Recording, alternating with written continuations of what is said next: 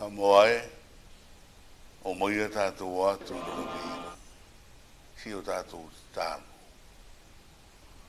Le atua mamanai, le atua o Samoa, mātou te o atu pēga ama, tanga o mātou tāpo i uma, tā pāre nganga fisosoni mai, ne manana te whātaunu ina me tonu uma, mai uai le whāsiri ina o le vi inga o no sua.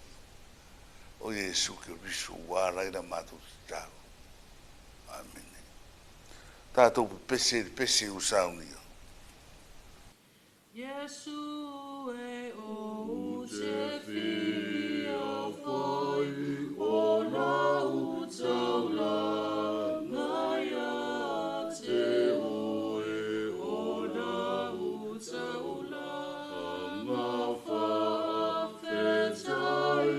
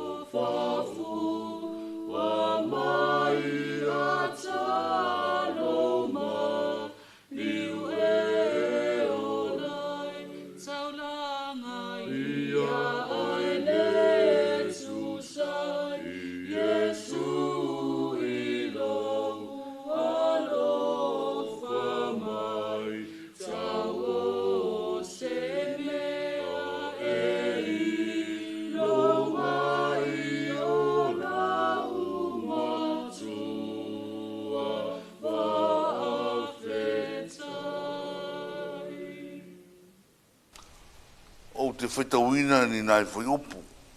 Mai le tusi whaitau fōre nei aso, pe o nei ai, i le mua Samuelu, ni tau poe fitu, o te whaitauina ni nai whai upu. Ua whanongo Filistia, ua whapoto le whanaunga Israelu i me sepa. O na wae leo li o Filistia e tau mai Israelu. O whanongo i le whanaunga Israelu na nātou mata tau ai lea i a Filistia. O whai mai le whanaunga Israelu i a Samuelu. Au ane mapu i le wala au atu i le rii lo tātou matua mo i tātou. Ia na whaola mai a te mātou ai lima o Filistia. Wa vatu e Samuelu sita mai ma moe o susu wana whai ai le tauranga mu a toa i le rii. o wala au fo Samuelu le li mo Israelu ona whaafofonga mai leo le li ia te ia. O lo whai Samuelu tau langa mu, a o whaarata lata mai Filistia e tau mai Israelu. Ona whaapā mai le li le whai te tili ma le taalili tele i le aso i lunga o Filistia. O ia whaatapea peina i lato.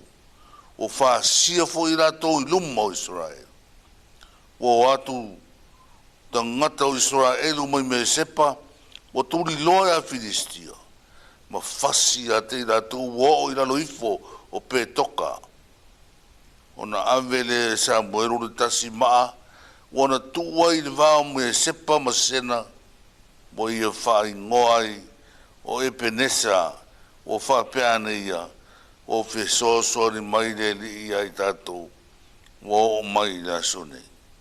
Ona to i lalo leo Filistia e le i toe o ae i le lau le ele o Israel sa i lungo Filistia le aore li i aso uma o Samuel. Ia whamuia mai le tua i ana fionga whaitawina o le aso. Ia i rona sua wharevi i ngai whaava vaurawa. Amen. O le au tuo le aso ro iaima tu si whaitau aso ua toe fo'i tangata i le tua. Toe fo'i tangata i le tua. O le leo lo fia maua pe tu tonu o Israel. Toe fia fo'i i le tua. Ne au ai una whai le loto marfina ngaro pa ia o le tua. Wa ave se ina le loto ma a o le tangata.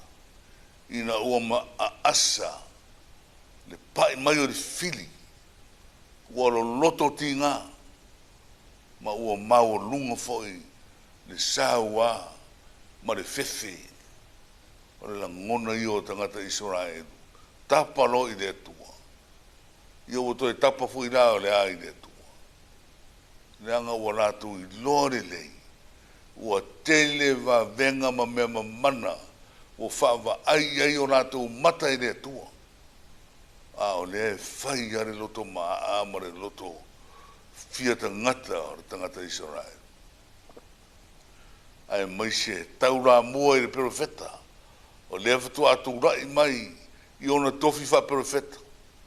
O le tangata le na o leua a vea nei ma a o la veai. Na te whai le musumusunga mai le tua e tau i tangata. Whai le tauranga mū. A o loma i se taua. A wae manu pe a whaatino ina na. E le profeta. Se a whaatino ina lava. Le tauranga mū mo le taua. E whai le tauranga le a wala lata mai lava. Le a ao Filistia ia Israel. A wa te tei e li ia. Samuelu mane motu o tangata le nuo Israel. Ina ua whaapae le. Whaapae le tua whaititini. E maoae. Mai le langi. Ia mawhasio tia i le toa tele o tangata Filistia. O rato so sola i luma o Israel. O tulia Israelu ma maua. Mai na matua wha uma tia uma. Le au Filistia i le taimi o Samuel. Aisea. Aua o toe foi Israelu i le tua.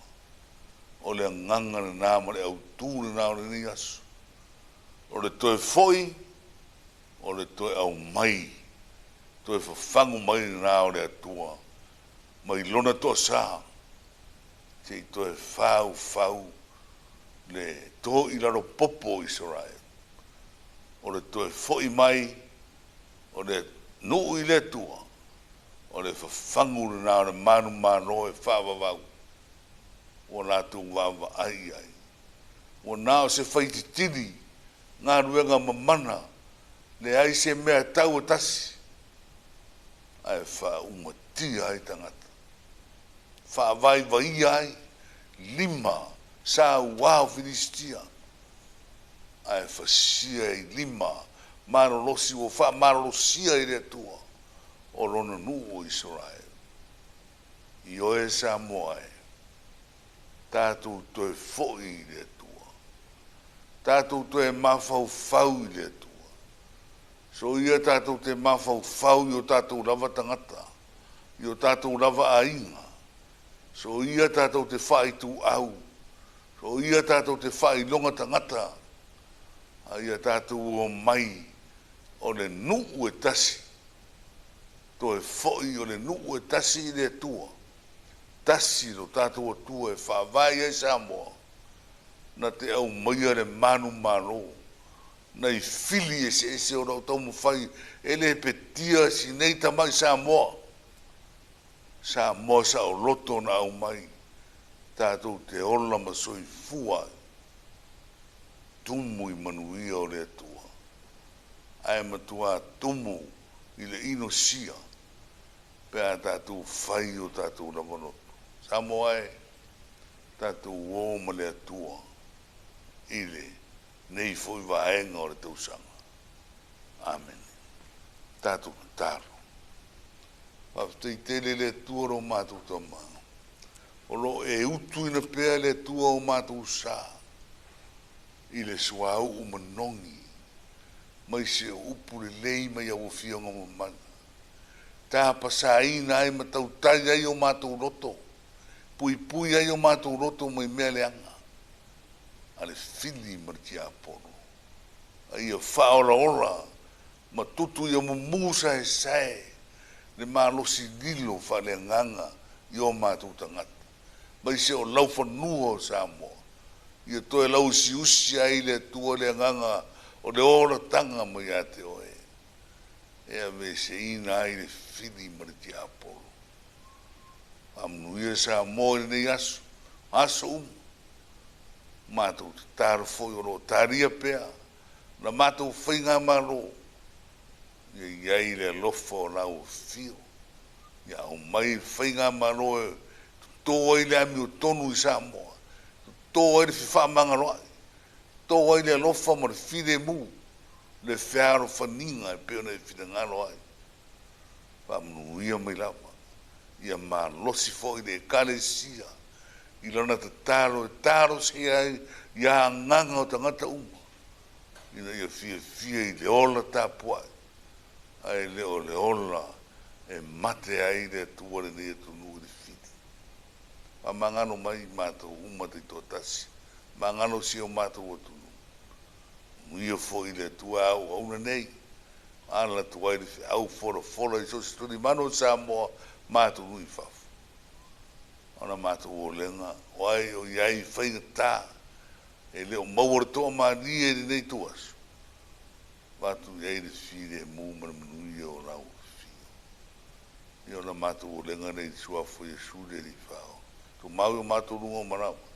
Na manuia o i le tuar ta mare alo mare nganga sa nei, whao vau rau.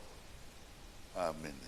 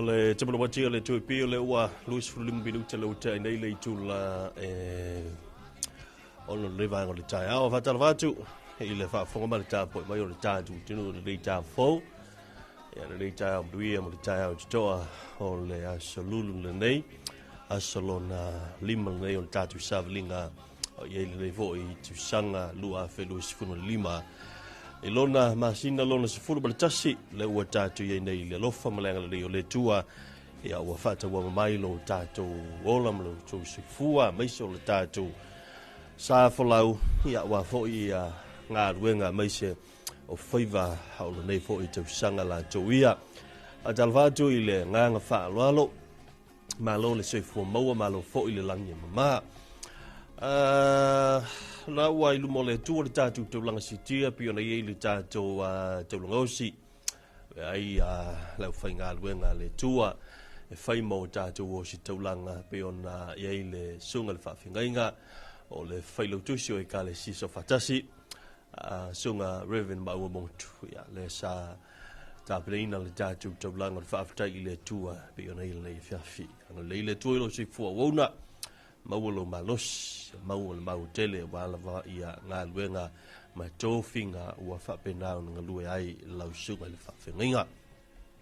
Ai se marita te whatalofa i woma panga masani le tātu tutua o le whapenau na lalam papa au i so staffa whiana kilope ia mese fo i le tātu tino nei le fo i wa tātu iai le ia salulu ia o ngā tonu ngā le mua whaiva ngā luenga o whiau ia nei va yaso. O la to ono nei o fuatia na forsa le fo o se e tato fo fasalau to ina fasalau to ip ma nei te mo tao sa oli vo ste mo la boli ia ma fa nga solo fo ila polo klame se fo i se tasi fo i sui fasalau o le tato ai nga fasalau ia wa fo i le to ina o tato tuta fasalau no yaso a fa malo atu patalfatu ia to lo fa penal fa fo mai o tolo fa penao na mafuta fa fu mai mo tolo o le tao ya talo good morning malo lo usu malo foilun sai le tao fo a ir tato fa talo fa lo lu le le vai o le tao ya va talo fa tato blau ya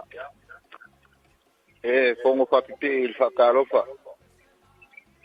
la yo ngol fongo skala yo mo ko ngi kaya Ya, so fo moa, ma le lagi mabala o veo mo malo.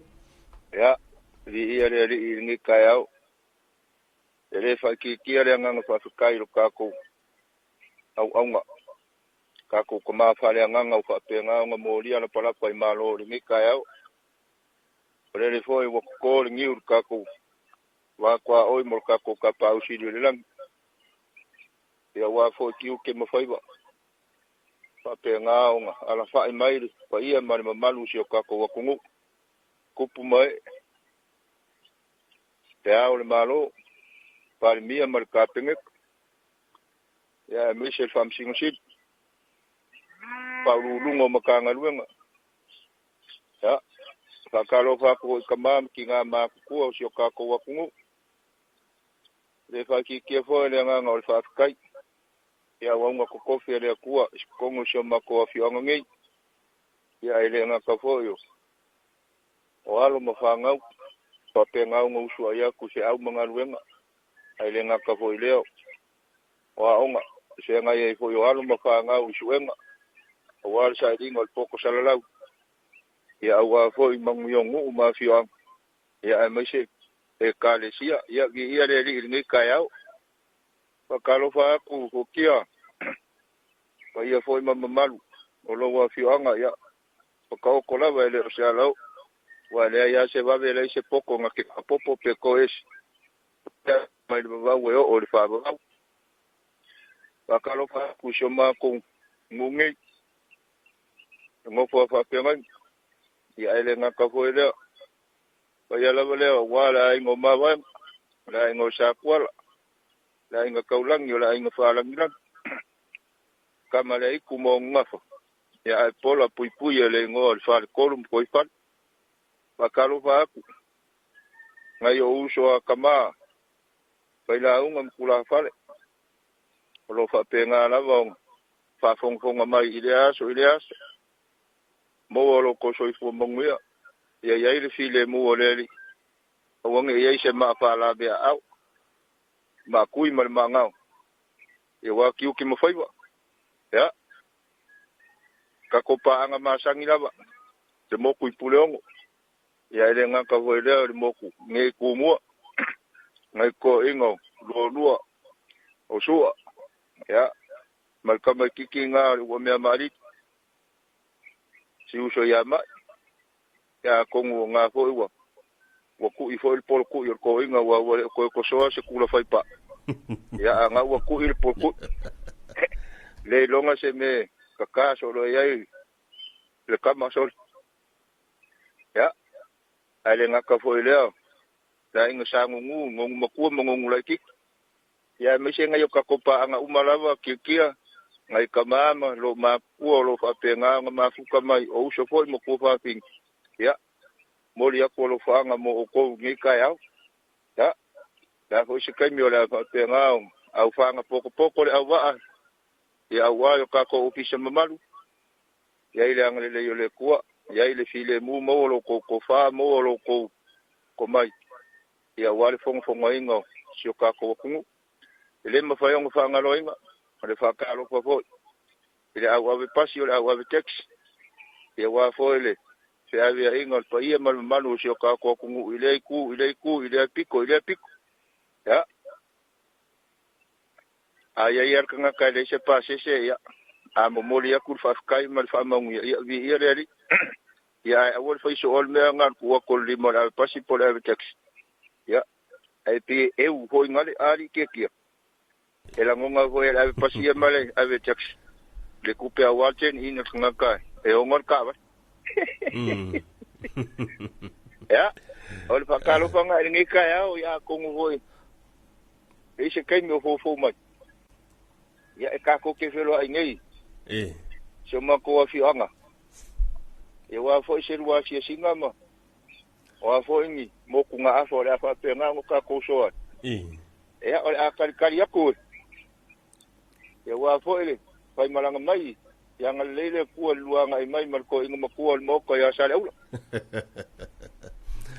le fa te tele mo ma lo ta to filo ai ia sistema le yaso ya nga la bai ke fa fongo mai yo le la bai va ku fa ka lo fa ya la ko ku lo wa le upo ko ba ya la ko ka wala au mai ya me ola ya o le sa to fa o le nga ko fa ya ku ka o e fa talo fa me o ki fa lo ngo ku ga tangi mai manu pala ngi o fa ko observa ngo ia si fa ka lo fa mai ia o nga fu sa fa ka lo fa mai la ko fa nga le me ola e fa lo ngo me lo ya la ko ka o mi la nga ia brimo ya ba ia le ka ka ngo ya la ba au me fa mai fa ka lo fa ku ka ko pis fa ka lo fa ku nga yo uso so ba le ia po a fa yo na fa ta lo fa mai la nga lo va o ni va ai se o lo le sol nei ka ko ma fu ko pe na nga po i wo fo mai ngi sio ko i lungo sio ka ko wala leo ya le va tai mo malo mo ri tel le ya so ta to filai ya sai va bien ya so ya ole sunga mo malo pa nga te tino ta to le tol to be ya mai nai la fio anga fale si u le va ngole ta ya ai matango fia wa esa o le tala mo malo o le no to fa ya tu te mi fa talo fa mai ya mo malo o la fa talo fa mai sunga mo malo fa lo ngo so le ala fo e velo ma le fa talo fa la to yel manu palangi le ta ya o awa il tala fo le so le lo fo mene yo se tu lo wa le ngutu mlafi mene yo me ola ia ona tau te tala mai ya la to lavanga ngan ai ka ko ke le o iloa le va tala va tu le sita to la u le ulunga le tala va Kalo fero fkaringa pokia. Oh ya, malo si fo mau mai ni ta fo.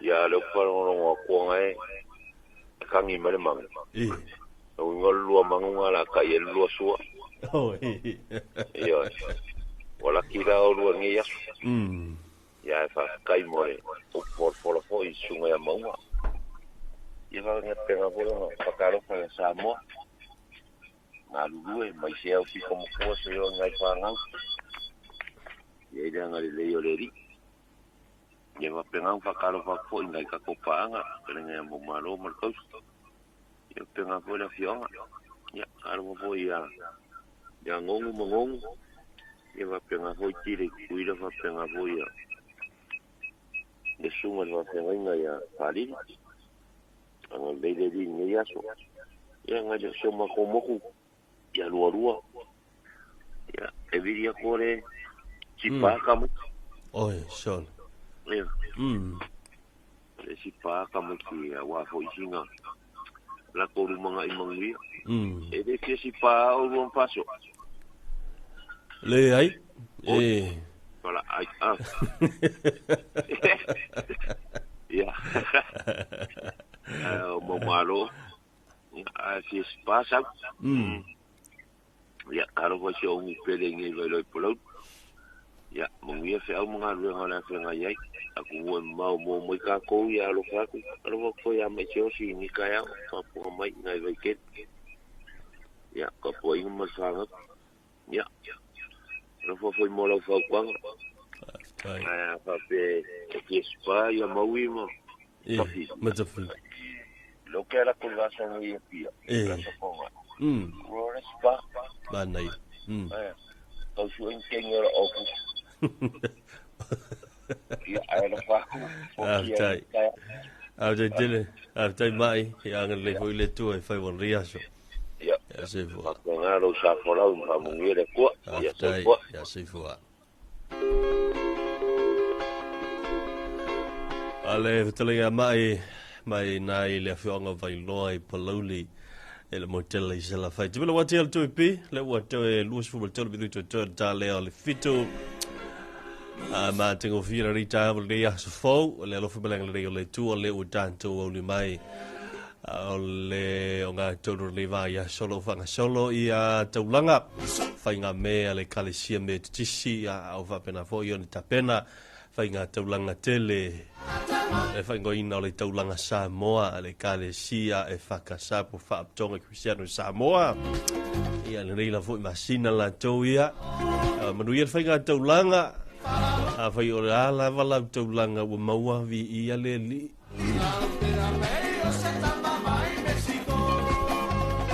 o le taulanga fe mai ave male loto ato male nganga to le taulanga nai mu o le taulanga ave male oi ave male to mumu ya e fa e tau mate fo ilale tulanga ya ile mu male le mu le na taulanga o ya o le kalanga sa o fa longo ila so isi o te tamama si te tina fai mai o le ale me o maua o tau lima o mai fai le tau langa awane i o wa ayo ko polonga ko ke o e ko ke feka ngisi e kope e mai fai le tau langa o le tau langa le nai le mu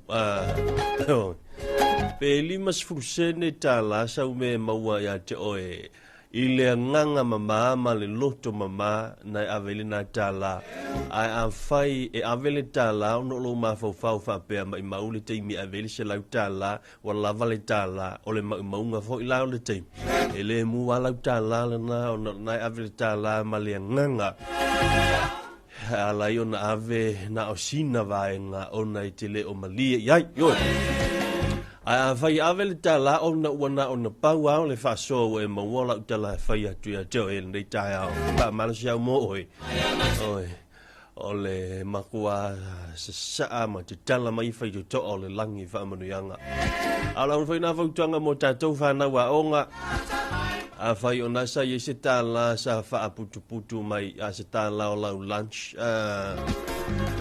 se le taua le teimi fai nga taulanga lafo lau tala ele fa manusia le ufa a fa pene tango fa me le tu fa tu ole tala le na mato fa ta wila ulanchi ale ale la fo le taimi o to taulanga o ke fai aku e tala fa to le lang ya manku mai fa manu yanga te tele ya to e manu yelo o langa manu yela wa onga bale anga inga ilumba au ka ko foi la le tu le loan fa le loan le va ya so a to le fa mo fa ile taulanga ala ke fa longa ko la ke pule sabe la ke polonga e su le loan ya o le fa ma fa inga nga vaenga Alei va tala va tu vala good morning ya ka falava ya alangi mama le ta fo ya mong le ma sa o le sa wanga o le uso le kai au e mu ka ulanga pe a fa mar ko mu moni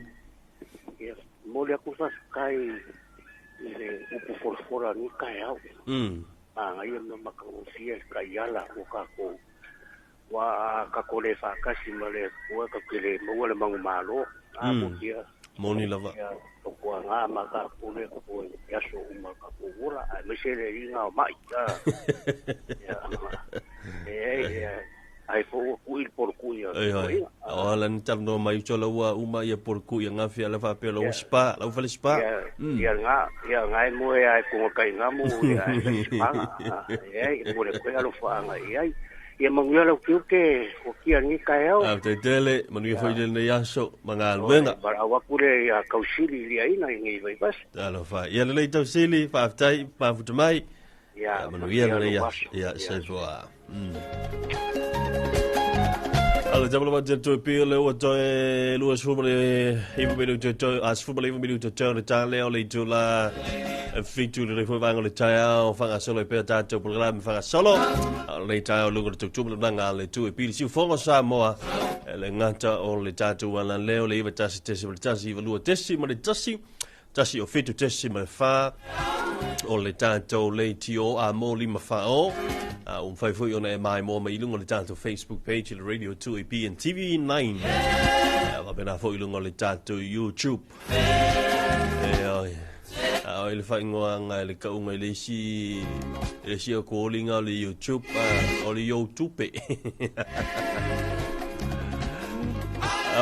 le talanoanga le sa talanoa to le taon le talanoanga na lo talanoa to tele le fo I vai tau le tusanga e fainga taulanga ma me o le fainga me o le me le tau le kale simetisi ya le fainga taulanga I le kale sia e faka sa fa tonga Cristiano Samoa ya le ngatala o e kale sia na e fo isia kale sia I la tu fainga taulanga I le nei la fo masina pio le e kalesia le worship center ya o nei taimi lava ia e fatino ai le avo I fainga o le fainga taulanga molo tatu watua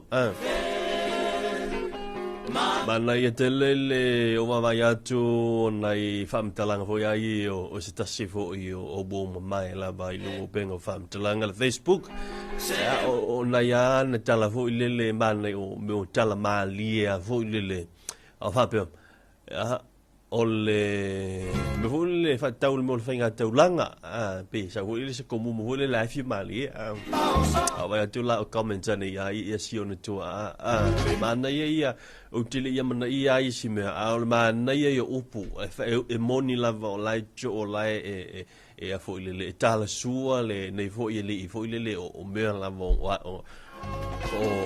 o ngana fo I me o tala mali e tau na antai au te loina o se intention na o lo ia I le li o mana ia o le el fa metalanga sitina a tina sa fai mai san o no sai o le taulanga le nei tātou tāpena ie le o mole e kālesia po o mole tangata ai mole atua. Ma le upu lana walo wa ia tu iai e wha mawha le tina lea. Wha manuia le atua I lau tautua matalilo. Sere mana ia. So le o itu ai ngā wha matalanga ia ka kamupu e mai lunga upenga o so ta inga le Facebook pula apio fōlinga.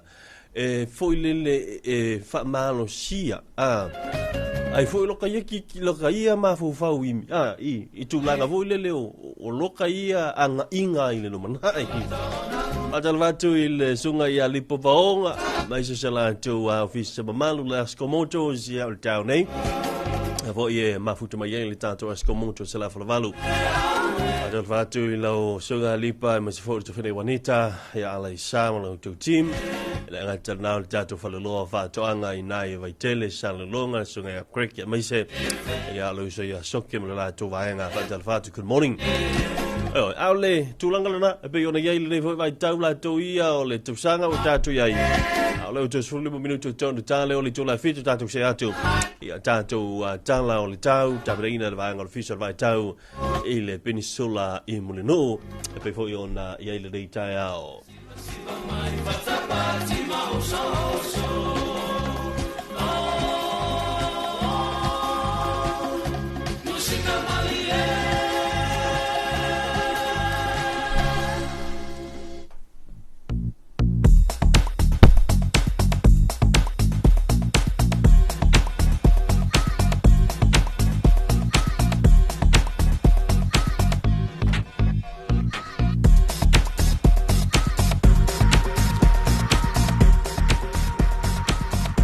le talane o tau mawai o mo Samoa na wha mawida official vai tau le tula lima toles fulu i le tai au neila salulu lima o November lua olu lima.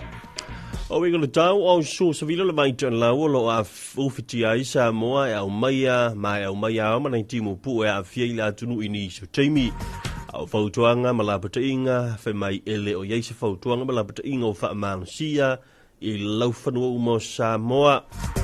O vaenga matu sifu fa fa pia monono sa e sau te sifu ali pata sa fata si uanga yantu la fanga e to ulu va solo timu e pu mai ono ye nei Willem fa tili e ono fa tu play timu ile a mauli o la stofi bela so forelo la to ulu va solo ai timu o la fa solo ntape mai ono fiololo lona mamafa mo sala fa sa matu sa e salonga se la ulu matu sifu a va ya sau fa la lupo saute Palauli lata tuanga alata nga yantu ina yafu ta ono ba selo ina timu po mai ono ye na Willem fa tili e ono fa tu play timu ile abuli mo sala faila via ila stofi malea so freile ole atu ono ba solo timu ma ole fa solo tape ma e ono feololo le mafa inisi on taimi tala for good morning the morning district forecasting is by the Samoa Meteorological Division Service at 5:30 a.m. today, Wednesday, the 5th of November 2025. Situation: a moist northeasterly wind flow continues to prevail over Samoa, bringing clouds and occasional brief showers that impacts the group at times. The advisory and warning: currently, there's no advisory warning and warning activated for Samoa land areas. For Bolo north to northwest for the far and Piemrono east to southwest, Alepanta Safatasi Umu and Lefanga. Brief isolated showers with a chance of few thunderstorms. Showers become frequent in the afternoon with possible moderate force. And for Thursday and Friday, isolated to scattered showers with the potential for moderate force. And for the big island of Savai, east to northeast is Salilonga to Saliaula, northwest Avao to Sau and Falealupo, south Paloli Lata to Nayafu, brief isolated showers with a chance of few thunderstorms. Showers become frequent in the afternoon with possible moderate force. And for the big island of Savai, isolated to scattered showers with the potential for moderate force.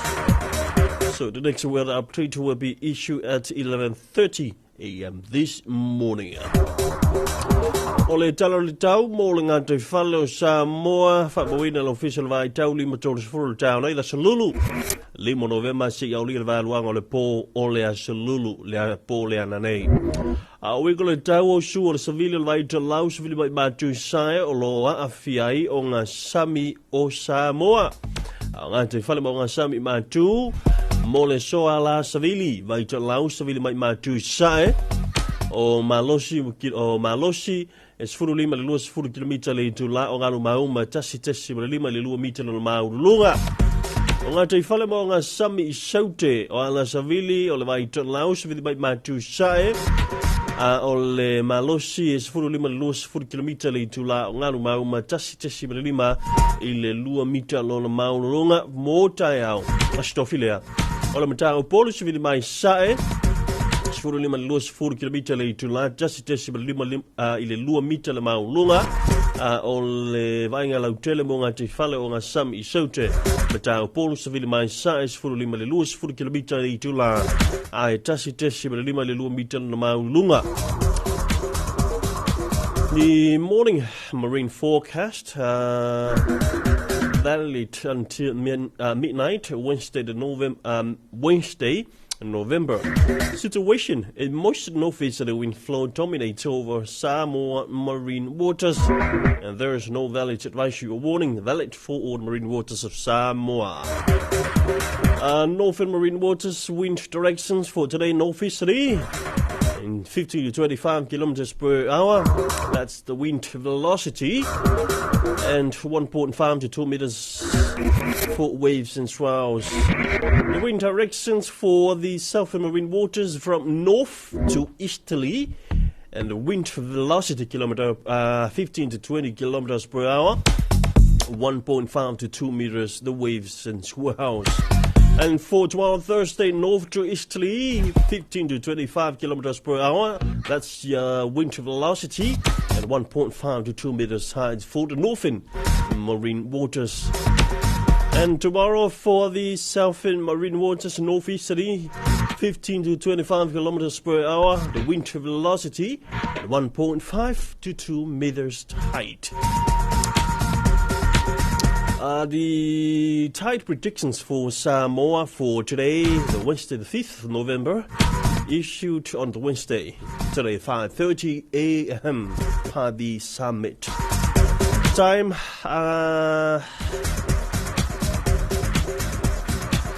it was high tide today at 24 minutes after 5 this morning, with the height of 1.45 meters, and will be lower at 24 minutes after 11 a.m. this morning, with the height of 0.31 meters. And high tide again at 5:45 or 15 minutes to 6 p.m. in the evening, with the height of 1.56 meters. O le tātou li poti o le tala o le tai, losu whabiru te alima nei lea na pe ansua le tai. Ma i wha moi o le awhapena o na pe le tai le losu whabiru te des frutasi i le tai au nei. O na te sua tui ai lea i le toi sfururi mabiru te i le tulai ono i le afi ananei. Ia, talo whalawala, talo whali, tuklau, wa mai, nei tai au. Tala neo le tau mōna tu tala lau, sau niam tā pene la fisa la vai tau le oro le tau nei salulu. O ingo le tau moe tuklau o sa vaenga vai o peo mamau le eo lo a fiai la tu tala lau, pitai, o au sa vili mai sae o lo ofiti ai pēr la tu no. O le vaiga le tau mo to lau si haulia valuanga le poa la nei a woa i niso tipu mana i tipu wha pena i William Fine Stili fe o lolo wha solo na maala rosi svili mai i mantu sae o le sami si wha solo ina so vainga yona tuatu o le a iei timunga a pe William Fine Stili o le isi talo tau mo to lau la tuina mai i le tolo fansi folo Ile afi nei talafalava tukalau. This is your morning weather forecast issued by the Samoa Meteorological Division at 6 a.m. today, Wednesday the 5th of November 2025. Situation: a trough of low pressure affects the Kalau. Meanwhile, an easterly wind flow prevails over the group. And forecast to midnight tonight for the Kalau, cloudy periods with some showers and isolated thunderstorms. Moderate to fresh northeasterly winds, moderate to rough seas. Further outlook: occasional showers and isolated thunderstorms. Your next update will be issued at 3:40 p.m. today.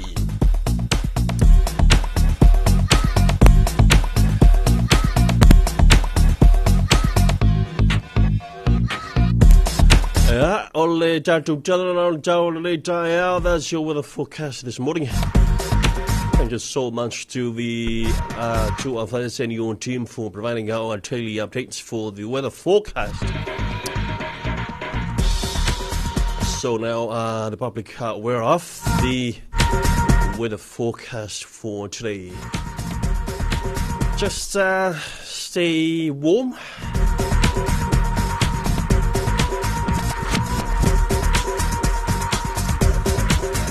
And for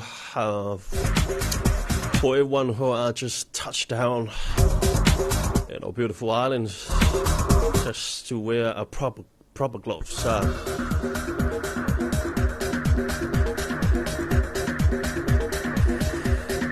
Well, Melia, yeah. Wa vaila le moia o le e mafana ma tutu le tau le nei taimi a o ya nga su yo o le tau na le faile la e telefia ngai yo al jabla wa tilo te lima minuto o to le tale o le tula fito le tabla se a tu tanto fa fi le tam fa solo to ta clame tal fito on ta to se to le ta tu telefoon me vai fino ta plena el vai ngo telefoon alle tu e pi e pe ona ia le ia selolo ia o le salona lima o le 42 sangala toia lua fe lua se fulu me le ma abe via tulle Samuel Pearl of the Pacific Jasi ai lasi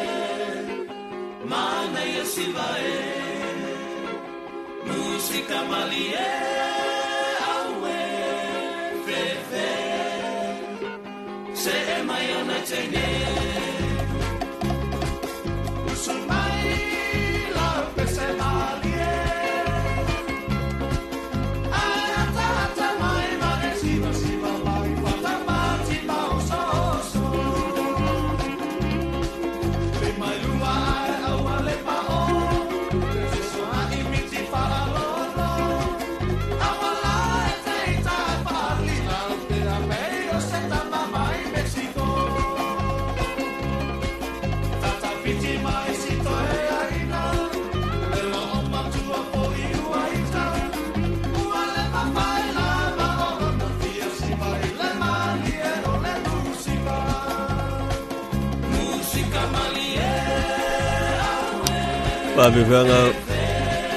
Pavianga le tayao in Wantal Fitu, le Timilana, le Wanti, le Tuipi, a fatal fatu, il Sungayali Povong, Messalato, Timalosi. I'm sure you'll have phone in charge of telephone. Here, be on Tabrin, to fat silver on telephone for an ato. So I'm a toe in a saco later.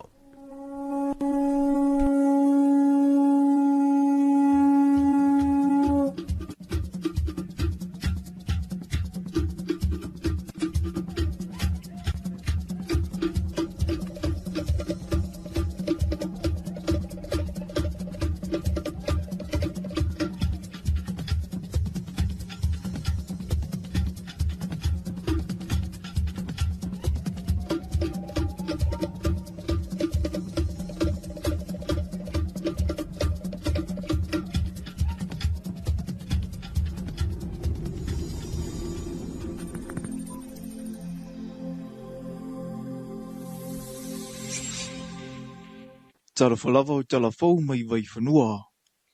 I tala tumua, ua silia le toa whea i ngai upolu na a whea le whiwa puna evi, na a whea e su inga le koluse mu, lea ole a whea i le iloilunga i vae ngā. Maia i ngai anga wa ai le wsosoani i le te atu i le ono toi maua i le wha mai. E peona sila whia o tumua nei, na to te lea i tangata na a whea talu na te pepesi le wha mai o le whiwa puna evi, ma o le lisio tangata na fia, na tu ina atu na mtanga ruenga le soifua malolo ina i le sosaiete, le ala ua o atu i whale alili i le vaia sole nei. I le whaatara noanga ma le taitai o polokala me tau whaalavelave whaafuase i a le lua Calvin Malifa, na i sau noai o loo tutu a ai fo i le sosaiete, i anata penanga mo le vaitau a wha, ai mai se o le ono o mai isa mua le wha mai o le misela, lea ua a fia i New Zealand ma Ausitalia. Talmele matanga ua afe iwa su valu ila ya ainga umona no maua tairi ringa. Tu salia po le tolu a fere fa felo fa ingo tangta Samoa. Ua whaiuna o oto le sosoani e male tau au fo ia society. I sosoani e fo i temi sa whianga i male mwhama. Ia ta tonu ere toe pose lilo tulanga lo ye tsa fa mai lo fa so longa ilalo ya ai lo wa mo fo ye fa mo maunga ya ma fa sa longa tanga lo so fo malo lo ile mi sena ye le ngatala o le wonga lu e fa fo ya le ngal wenga i ba ngol tenki fiwa ya wa mata fo na titi lo so sa yete ya pole ofisa ni i va ngam fo na talia to misela a woni to alia e maile le vai ngale sa tupu mo lo fa le te lo tsanga wan Hau wha asolo ai le su inga, o lo ofiso so ni fo i le koluse mu e wha mamata wha mauta o a inga e au sange, ai mai sei a inga uana o matua tausi. Telo ila tau le safa peona maua le saidi linga. O a inga ye limo vai le nga fatia le avele o alom whana utwalma. Safa peona whai lawa tonga fitinga i tua. Le fa pe fe la wa to le societe ma fatinonga luenga ma fa malo sia va inga le awala vet fatma o ave la va ye tu ala lo mani mal fautuang e to se taimi ma ye ka ave fatma e ya inga singa sem fa un ton fiti tu inga singa se tawan ave fatma inga la yo tengi fiva man misela on fa ma ye tawna ave le il fa ma ye fa ya le to maftingam so so ne limit ma tai fo ma E tolua solo whaanga solo aia o onga i le ofisa o le kolusa mui tona i mato, o lo o whaatauta ia sui mai fiti, i lalo o le whaamalu o le kolusa mu whaama malo, ma o lo whaatupeina e le kolusa mu ale malo o Ausitalia. Ia e tampena ia le tato society ho i teimi tupui whaawelawe i vaenga tauro tisis lava ia patino iai. Ia pe i olpa i te inga ia. Po lava ia o loa o lo ia i tono tanto fale te o lo. Ia mo le tali anto le malo le tunu i teimi tupui whaawelawe. Ala nganta po i lea o le piora pingo o sila fia mal si angala uvenga luenga. Ia mpai una sila fia le me tauna whai pea o mai ni whaawelawe mantu ia. Ia o le tūlanga tonu na o le uto e angai mai le tanto kuruse mumula langi. Se ito e te tala mai pula lanto sila fia manto e au ina le tanto kuruse mumu. Ia i tūlanga o le au onga i me tau logistics. O lo awai mai sui o le societe mai savai i maupolu, whaatasi mai la tau o lo ofo fuaina le taimi mo lea au nanga. Ua aloa ia nei to finga fau i le ta ingo le ekalesia so fitu le toia fia mai e Samoa nei. I le mai ai o le funutele le ekalesia o au na whaatino i le ekalesia whaatina i le lavaya i le vaya so watua nai. O le tofinga peresidene le tula i mai e le susunga le whaafia ngai a pasta sione au sange, le o le amalanga i fiti ngā lulue ai. Ua tofia e le susunga le whaafia ngai a afi putua ui, le filifilia mai o ngalue i au sitalia. O le whailau tusi au au le ua tofia e le susunga le whaafia ngai a pasta Willie Tino Mineta, ua te le tausanga o ngalue i fiti, ma Samoa nei, ma o le tofinga na umia e le susunga le whaafia ngai a pasta Neru Nui a Lii, le watofia nei e whai muta i tai o le moto polu. I le amana ia i o le itu pao tina matama i tai watofia e le susunga le whaletua i a Marianne Suisala, e a vea mate o loa ai o le tofinga le na, na ngadue e le susunga i a afa masanga pen tofilau, le ua wa ai nei tūlanga tau su etusi, a seta ma le soifua maloloina. O le susunga le whaafia ngai a pasta wati keuli watofia e whai mata i tai o le matutele, o le whaletua i a pelena tete siaki ua toe tofia i le tofinga whaatonu o le matanga luenga, o tina matama i tai a toa i mana matanga luenga whana wale e kalesia wau. O le susunga le whaafia ngai a pasta moiti pasa, ua avema whaatonu a unga sapati, o le whaafia ngai a pasta tino o kesene, ua whaima whaatonu o le whale lomitusi, whaaliliu ma le talamoni. Tole a whapili a whamasanga ua tofia i le whaolulunga o fisota inga ma whaasara launga, o le whaafia ngai a pasta tunia ngai a ua tofia o le whaatonu o tupulanga talavou, kalapusu e ala ma kalapusu e sue ala. Ta ala te pora fui maono ua toe tofia e nafa ma ua onga, ma so na whai teila ua toe tofia o le whaatonu o le wha evangelia o lo minga ma le whaletusi. O le lima tau sanga nei, sui a toa lava ia le administration a le kadisia. E uia i na sui tūlanga. Ia e tasi ar ngā luenga lea e tātou te ngā lue ai. E o loo tātou ngā lue mo lawe ino ngā ino. E nao le sui a fo ia is just the changes of status. O le talila o lau visiti. O la ngona le fia whaafitai. Ia ma loto mawalalo e te lia le wala awa le atua i nei whaiteni. O to finga nei le ekalesia e tailima tausanga mawhaia e le taimi o lana funutele. E malanga mai ai le whaitau a whiutangata mai whafo ai le ngata i leo Samoa nei e moli mawina. O se tasi o whaamamafa le ekalesia e whesoasoani ai le malo o le soifua maloloina. Taimi nei ia o loo iai ia le porkalame le pe o li tāua o le sifuru afe o matua fo o tamatamai bai. Le tāua ngana whaparatani o le 10,000 tos. O loo tau mwhai ai na ia fisosoani i le soifua maloloina i le ngata o le kalesia, i to tonu le kalesia, ia o atui i whafofo i le i tangata leo ia i tonu le whaalapatonga o le kalesia. E whaia ia mea tā ua health screening fo i nei i tonu whaalapatonga o le a ngā rurue whaatasi manu umawhio ang. Ina ia siaki lo soifua maloloina. O tātou wawa e tu teimile e le tangata malo si te ia te le tonu wa ke wa ia tu malolo o sa ma tu tal no de manisio tanga luenga le o le kalesia pel vai ngole etra wa le si le vai ngata u la fu ile o tangata o le mea le o le mental health ia ato ai manisio vai nga mo le tu si o so fu le e te mau u mala vai nga ia i le faletusia le kalesia e le whaatara noanga matala fau mai vai whanua na tā uai e le whailau tusia wau vaenga ua whaatatitia mo le isi lima tausanga. O le tausanga, le lima tausanga la nene, o lo wha ua mai le sini tuturi loa lea i le lalolangi atoa. Ia o lo wha utuina o le I will go, ia po le a o wala, o le au o le ngā ruenga le kalesia, ia o le lawe inga o nganga, whai maso. Ia le neira lima tausanga. Ia lo o iei le wha moe ma ngā fuafuanga whaatatitia le te inga fo. Ia e turi loa lava ia vaenga nei o le lawe ina o nganga. Ia mo le malo le. Tu e inisio atina e o lo mana tu natu mawhau iei. E pela ona iei ia le tausanga fou. Ia leo lo fua e whai iei ia le porkalame lea le kalesia o ta ua o le Samoa mo ke riso. E sili atu ma le toa se fulua fele whai o tangata lotu ale e kalesia so fito le toa fio mai e pe ona whai loa i Samoa nei. O pese pesinga Tala whaatino, o le soalo pulei no mata upu whaaloto I whale le ekalesia, ma le whaasoa I la fionga le tua, o vaenga autu leo le whanutele le ekalesia na whaia I lonolotoa autu I le lawaya, na o mai whaatasi ai ekalesia ese I tawhai fia o le atunuu. E silia I le tolu se furu le whai utina o le fio angau maangiangi, na awai le polokala me whaalau I loa le to manga moe pupuanga tia I le vai aso wa tuana I e aunga I le va ilina, o isi awala fau e tau fio fiai, le whaatupura I o sawanga I te tonu a inga, lea e a fiai lavatina ma whanau.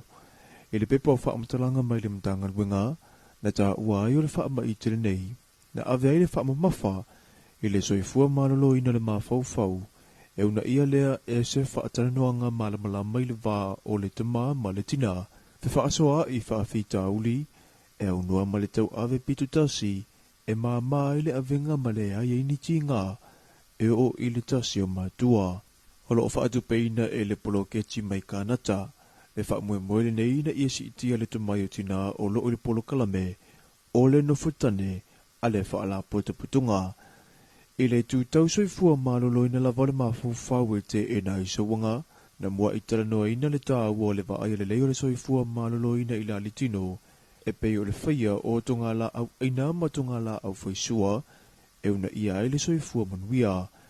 O sa wanga ua o se fili I tutonu a inga, ma e mo mia le te e atu iai. Talafona mole nei vaenga le aso manuia telefuafuanga o whianga I male atinu u.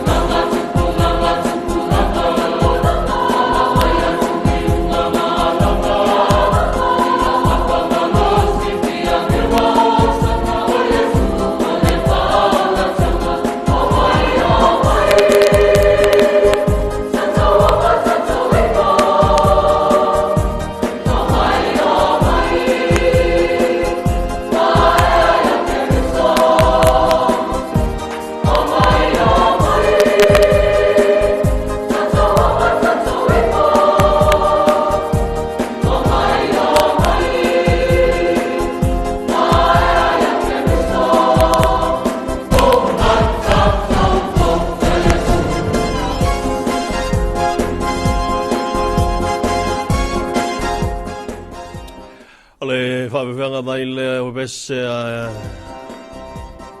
ale grisi mai ulunga leone ina i Amerika Samoa le bese na la whamai o mai a Yesu e na was fulu ona biru te leo te ai nei lei tu la e fitu i le nei tai ao o tātou pisi a la fo i le nei va yaso la tau ono nisi o wha moe ma nisi fo i fo whanga o tau si fifoi le tulang fo i tāpena ngā o le sailinga le tau sala o Samoa o le reitu sanga lua fe lua se fulum le lima whailoinga le komisina a le tu maulo i nei whionga ia le ia taua Samuel wafa masanga ma le vasengo tu stala la na fi u fa mauni ai e le fa matuina se permita fatanga moni solo ta vale e fuafuaina i le fai ungo le riva yaso ia o tapena i le toa Samoa lana ta longa faitaulia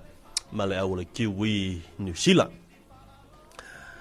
o mafuanga sa tuina mai fo i le sunga i le komsina le fionga le komsina o le saanga le mu o le solio ni soni o le faio ni soni ngā tū la fono ia a le saanga le mu o le soifua ma le ola meise o mea totino e whapena fo i lai am ta vale o vaenga la ia le ene silisila nga iai le a fionga le komisina o le tu maulo i nei i lana whaiunga a whamani ailo no winga e lo iese pe whatanga a vai o tu lava le whaiunga le vanga iaso o tu maupea le whilangalo le fionga le komisina le tu maulo i nei e le whamatuina se permita whaatanga o ni solo ta vale ai ite iane ua whai lava le solo ta vale le isi a vaenga o lono winga o le a whapena o na ieditu la fono e moli ai o loo ieditu la fono e moli ai la tau ono le leu sita ia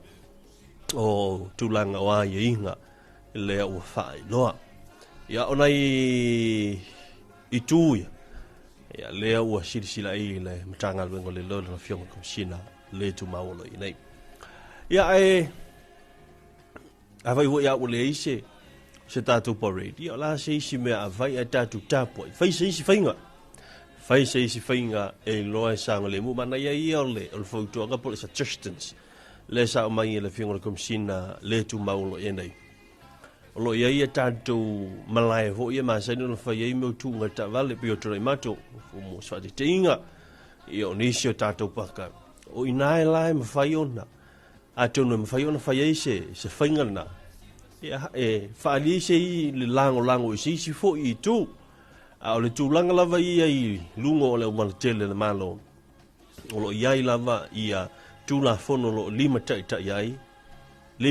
nai ngā luenga le mtanga luenga le lo malisi ia ono le awala tele o lea e wha ngai tinganta lau tele ia ona i tara la tamaina i le tūlanga fo i mo i la tau o le fufu matapena e ma whata tani mai pola asita ia pe eise tau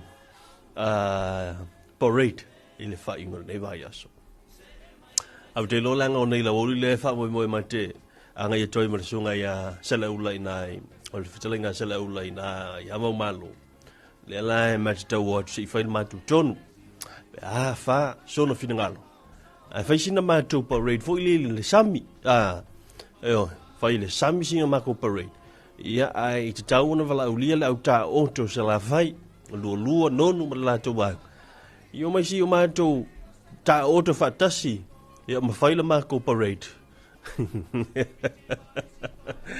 ia wale fa mo al fa na la tenu ia ile nei va yaso a fata la fatu sunga fa tupu mangi le to alo fa pena ma futa mai no retire are ta to telova se fo luia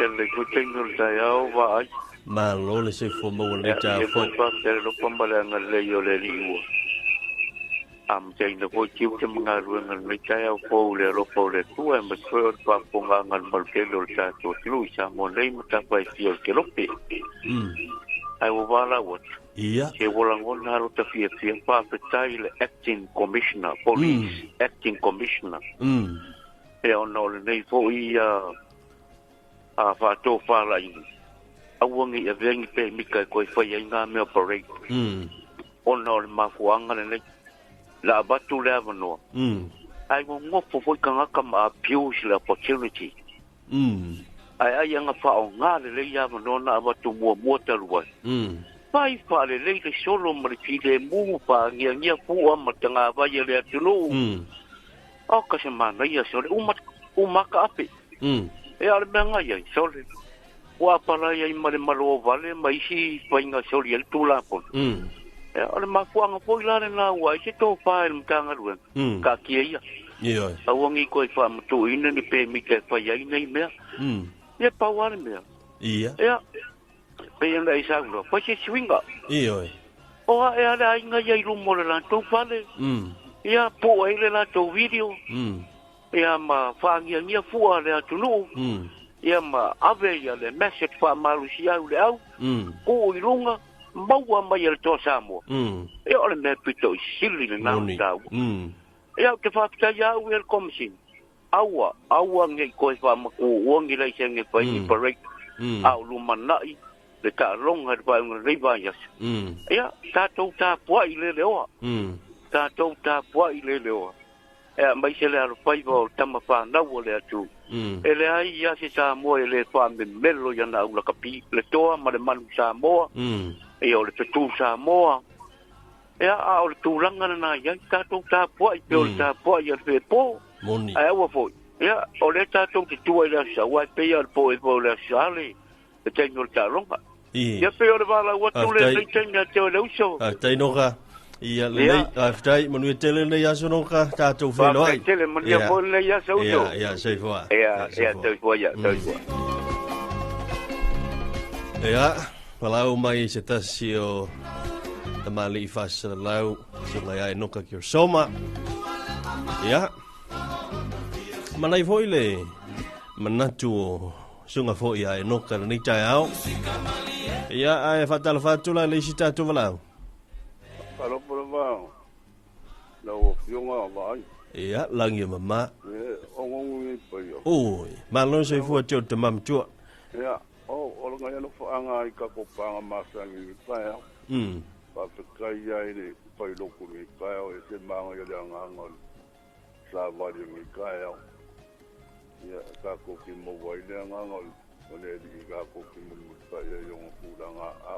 Ia, ai pa kai la wa mo pai lok mo walang ko fa pa ia mo ko le nga wale por polan nga nga lo pa ni ka ko ku ale sime ma nga ko fa nga ko yo nga la solo ka wale dem ko yo kem ko fa do nga na wule de mga kuang sa wangi mo pa no ai na wule ko ngo fa kula fo ka do fa le fifi che do le fa pule le peo ye mana go mana mingi sa ku pele le ma fo ka so le si me wale go kala ko le fa madu ngala sa moni ni sia so au wana sa wo ya ma ko la sa ka ko fa pa ya inga mo ka ko fa ma inga ave ni inga ka ma ni na ya mo pe de nga la pu mo ka pa ya mo sa ne de ya ye ma nga ya le ka lo de de o mo ka pa de o la wo de ka no nga kam ene a ji ka ko de fi malo a ka ko soli lo la sa ma wo ka ko for yo kula ngai de ya bode mangu ya na bode madu la ka ko ya ai pa ka ya ni ko singo le o de awangi mabudu se awu te pe mi ka ya we ko nga me o solo ka wa ye sa wa bodu wa mal malo vale mal mi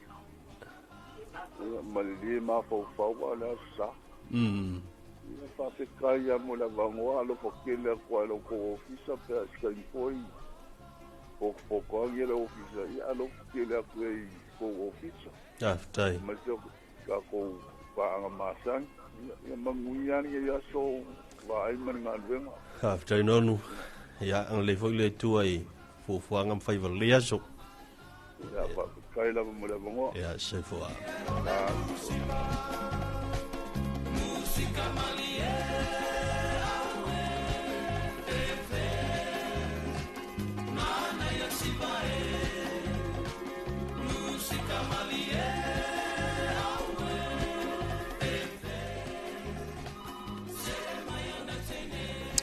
le tabla wati le tuipi wa lo so fitu minute wati nei le tu la fitu le taya ya ai si talia tu tanto vala le ya on tatu se le ya tato pese fo imasini ai talo fa tatu vala Oi wo mo ya vai oi ma lo se fo mo le ta fo ole o po ma kan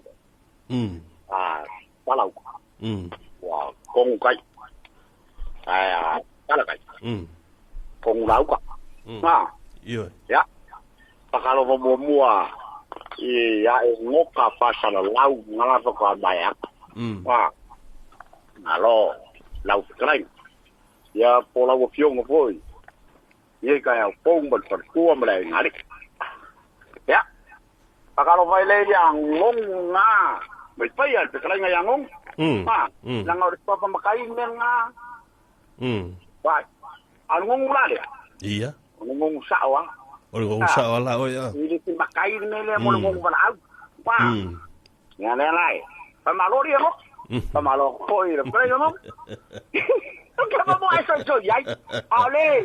Ora winga mo pakalo pa kui pa ko pa anga umala. Iko kong mo sio ka ko ku. Ya ele ngakai le lo pa ko ku ngu ni kai au. Lo pa kong am pa ngolongo. Lungo ni ya la le. Ya, pakalo pakalo ko ya mo ko malu le ale o yai. Ya lo ko bien le. Le kanaka malanga la akia eri ya. Ya. Pakalo po ngai ka ko ainga ya le ngaka ile o wo, ya mapa anga ka ko la le. Dai mafuka mai ko mau. Mala fo mai kupe, la fo mai ka vale. La fo mai la ei. To, wa ke la na ka la fo mai yo. Yele. Awala la fo mai ai sa fa mo mole.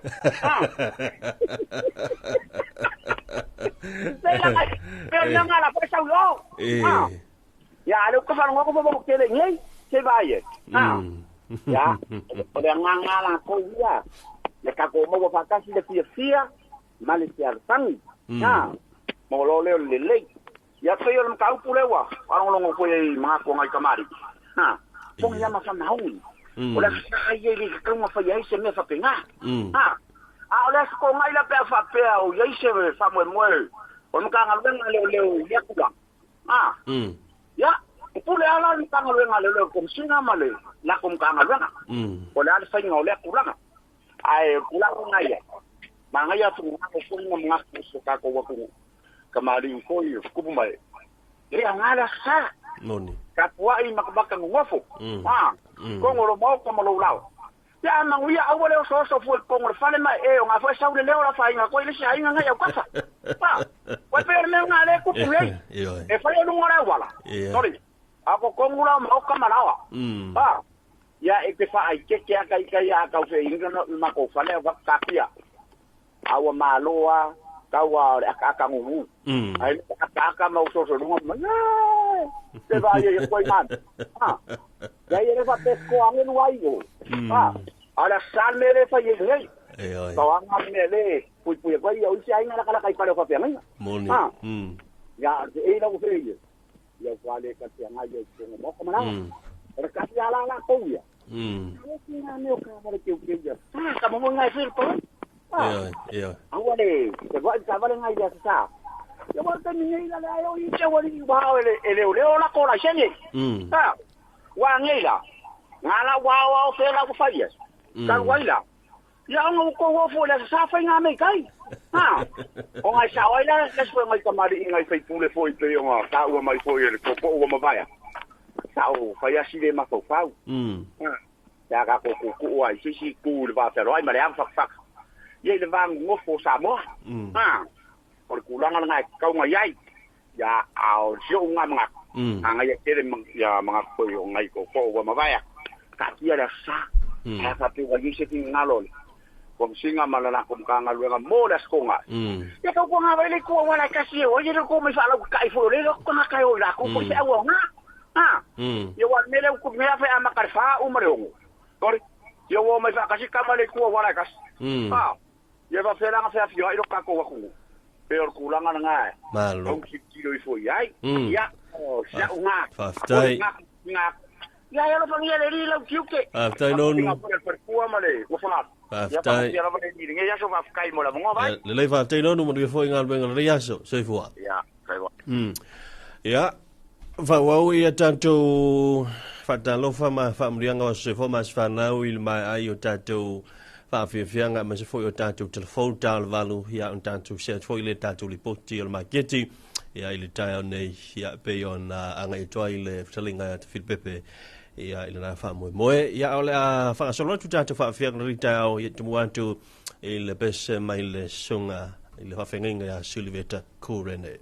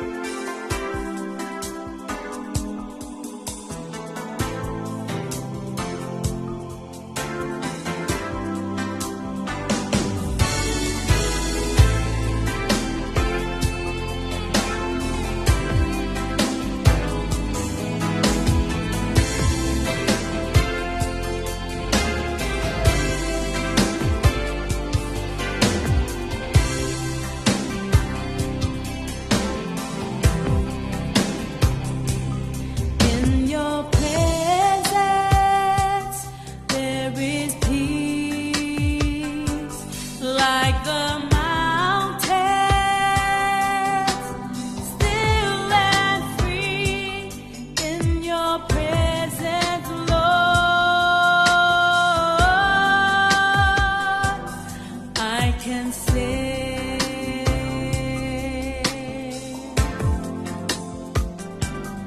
in your presence there is peace like the mountains, still and free in your presence, Lord. I can say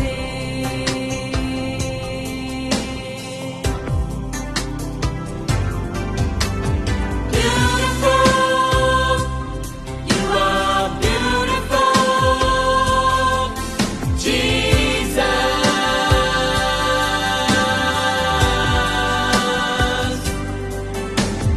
Wonderful, you are wonderful, Jesus.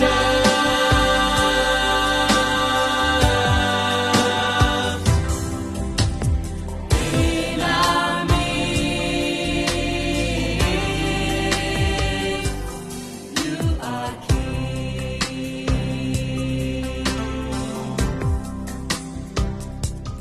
In your presence, there is peace, like the mountains, still and free. In your presence, Lord, I can sing.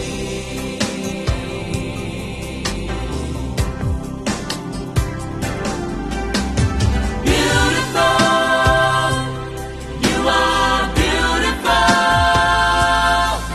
Jesus.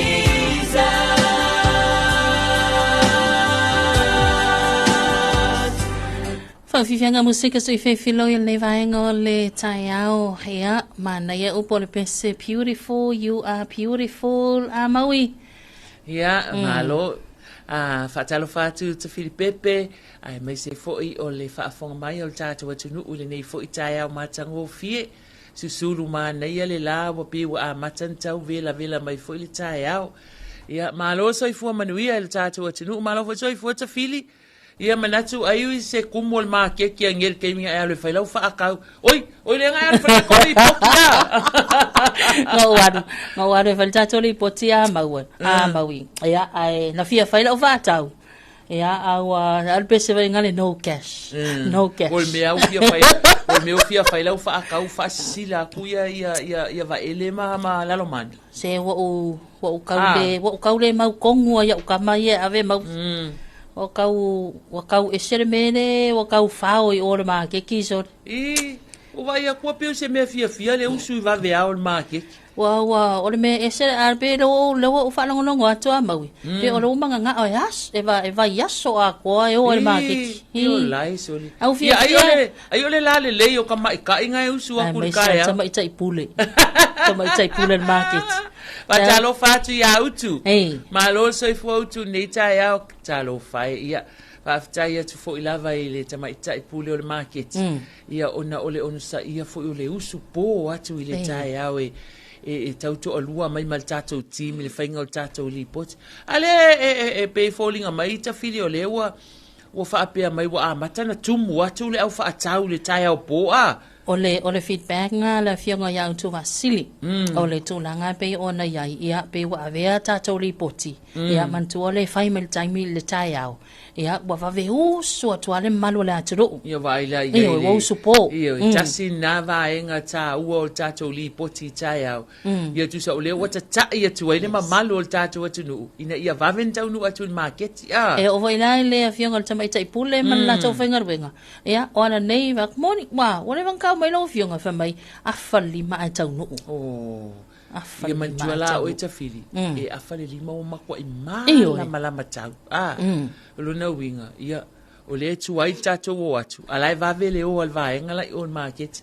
Ia le anga I te tau ana mua la tau. E o te tala le marketi ma ta pena o ale taimi e anga I toi mamalo le atunu. Ia ai o le te o le valu. Malo tala fou. Ia o le afa fonga tātou atunu ustatou li poti po wa ia tulanga o iai ia mali mea mata ni tai ola ia sila ia tatou tunu upe a to ina to tatou li poti maui fa ola ele ikai o o vol time o lenga solo o tatou me poeta ia alai fola ka ngu mai siuka fola o lai fuki siuka o isiuta me mata mawata amu o talo ia o fai o ulu o koko o esi o foi lai fala auto faisua o le makeki o maukengi maui no le maukengi o foi lai mo fale a supermarket ta fi o fa mauni ai lo saunoanga na ona o aso o taimia o tea ko ki ale la umar kausanga o kile ko fa kause maukengi wa nga lokal wa kuwa sika mai maukengi fa pe fa ava e kunga le kaula ku si mai luas fulu kala luas fulu lima kols fulu kai mirange ai ke ala ku fola mai ma ke ki wa mawal o ile maukengi wa mawal maukengi fa kala kol kala o tele le fala o faisua ia o tele foi mal mea mata tele le mea mata au fai o le talo ai tasi ale taula le talo lua sultala ai fia la fai o talo wa talo la popo la popo ali maui ele ki la ulu ele ki lo ulu te kusa oi pe ko ku mai le o sos ko inga o mai so mai lo longa ia ka ilo ia mai lo longa ma ele ai o fako anga ala ko kwa oi le masengkala ngoma ia wa fai la utala ele ia se ko kalol manga ma nga faso ole ai fali fufi donga winga ole ufi me ala fai mai longa fai ngofi e ngaru ko ko le ufi wa ole ufi e pe uma kausanga ako e fa kari ia ele voi pe angi ufi o mai ia pe uma ngi ufi o le avole ngole ai ngala lo ke kwa oi le masa ngalu au mai fa fari fui fo mas kwa mas kamo faso pa wale me multino ya mai maui o le kapisi vai ia wa fu inga ngala ko le mai kafe ngai karangi ola ela kwa fuki mai ai nga kele ko ko sa me ala o lai fa ku le so fi fo ala ko fa me pekelo e ku kusa le ya malua lua o e ku kusa le penga kofi lua se ulu kamanga o kamanga o lua fo ia e fai la ko ai nga fa me e usu e ka oko e alo fa ngoka ai kusa la ku lua ka wa ku kawi al vai nga ale fa ngoka la ko nga wa e mai ka ngolo fa ka asa pe pelo lo mo la ia loka ele le sami asa su uma asa fa ye si no ma ko fa mai oka sole le malu lu ngele kai au i me o lo ko pe merka ko su ai au ice au ke o fo lo ma ko lo le ma ke ia ai au ma sa ngai pe pelo lu au te fa ya ku ma ku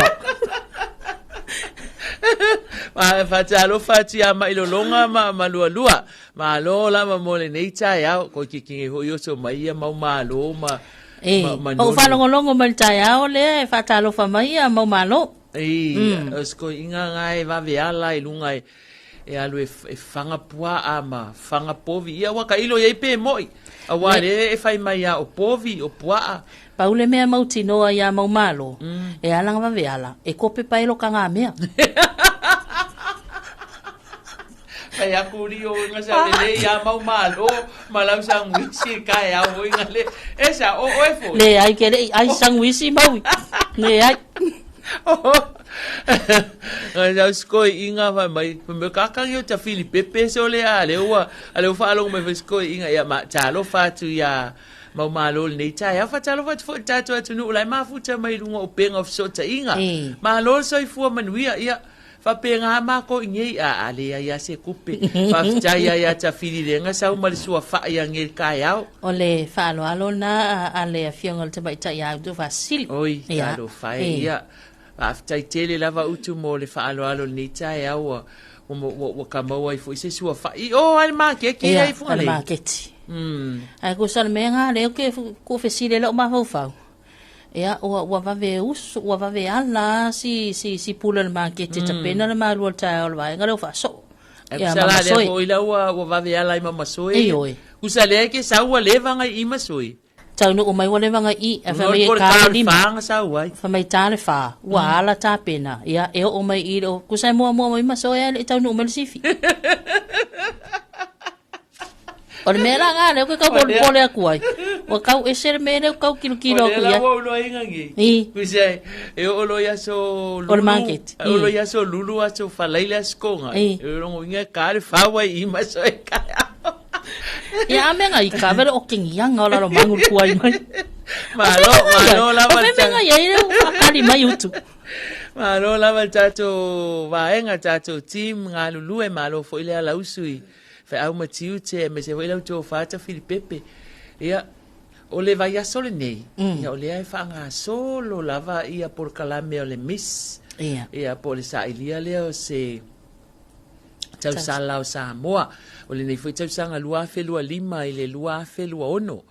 Io ia e sui ai sui tu langa I le tamaita I o li tara lea o lo pale I le pale o le tau sala o Samoa ma le tau sala o le Pasifika. Ia na winga a fai fo ila o le a o ai le o le a fa manuia ina. Ia o le a tu atu fo ia le pale o le tau sala o Samoa mo I le tamaita ai po o le alo fo I Samoa o le a fa manuia ina. Ho toi ma fa wa mau I kaimi fo yang o anu le kauwang. O ka fu Ile fai ngofie a. Fai ngofie. E se I longa e uma ko ama wasaka koma. Ka moe le nei. Usala e le pikia o e lunga top 10 a. Ale ai langa nga fa masingo mai fa fole nga fa ya. Fa pe fa au fa masingo nga se sere mea sot. Kalau fai ia sai. Sai langa ua pasi nga kaimi te fili. O le pola na nei le fai le show a misi I le friendship park. Ioi. Ia. Yeah, free entry. Talo sia ia le alo faiva o alo mata mai fa nau ta mai ta ia sio tato atunu. Wai le ngata o Samoa nei ia ai fa apia fo ia tunu I fa fo o lae anga I mai ia nei ta mai ta ia tato wia e na so I fua ane New Zealand ma Australia I fa apia fo I America. To se fulu lua le au fa o ta mai ta. To se fulu lua. Ai mana ia il tintula to ile opongi mai ai tu malo wa ile asole asolua asongo fuale na nga ia tu ila tu malo o le fo ila pi ia tu wa ia mtanga rengo tina mtama ita ile fala potonga anu fale ia le fa ia tato mis ia ile tofi mai le o wa ia committee ya tina mtama ita itu ia fio anga le la tau tanga lua fatas o la tau matafa yo la le ta pena ina la tau ia ta vale fo ia tau wina e o ta la sofareli le sa wel la to parade la tau solo ta vale tau wina mana ia fo isina ia wa me masan ia le na ai esele le mana ia o le taimi na mana ia ile mata le sila mai mo fo ile ta to tunu wai le o tangata uma yo le pole fa le tau vanga ele o uma ta to tunu e moli mawina pe taila o le tai au le na ia se vale ani atu tu au ta fole awala ia mafai foi na mai ele fa na ta wala ngale pe pesi le mi sela le taimi nei male me o le tanki fever po le fever o pona ivi ia mal fulu o makua I o pe o kau fe o lolo atu le alu fa mai na ile alu al fulu le wa ia o nei fo na ma ke te o tu ia o la fo wa tu langa fo ngale wa o lai o te ia le pula na marketi fo ile au mai o tamaiti o tamaiti mantua lai ele o ongal tele o tamaiti ona le ua e fai suenga nga solo suenga ia ala wa nga I mai ana inisi o matua mai la to fana ia o le la sa tal sanga ia I le tamaiti I pula na marketi to mo moli le fana u fale tu langana to moli le fana u fale ia mole la to sanga le mo la to sefe ia tu langa pe ona ia le pui ngo ila to ia ai mai se taimi nei e tawa ona fa tete ia matua ma o tato inga ile au mai o fa na I me tumu no fanga faitele ona ole tu langa le na ole tau pui atu awa ole mi sela le ua la patai mai ai tato ele soifua maloloina ia mai se ole ai pe pesile le fiva o pona hivi le tanki fiva ia ai le ngata ile na o le fulu le o matuati nga ina tanga tel fulu le ne se vai a fa pe e a matanino te fa longo ina ia un fulu ka ko sa le sia so le so ka leo le vo ina e mawai te Filipe ia e o me al taimine ia le ko o mai alo lo voice aya lo voice anga a sa o le o lo voice alinge o un fanga o mai o lo voice alinge ia o le tūlanga na maui e pei ona iai ai o le siva nga fo ile o le suia no fanga fai tawanga miss Fela le fai ai le la fai o le football fo ile I le Apia Park ia ona o le taimile nei o lai fa o nga ia le gym me fai ai le fono tanga le parliament ia le fo le multi purpose ia ai o le tūlanga le nā. Ia e mana ia fo ia te le e open. Te le le ka maka. Te le e anga ia toi le atu nu oe. E a fo ia, ai fia le tau, fia le ulufa le ta video, e tau iloa. Ia o lao, wa umana na whatau la ulau tolu afe. Ule ai au le ulufale.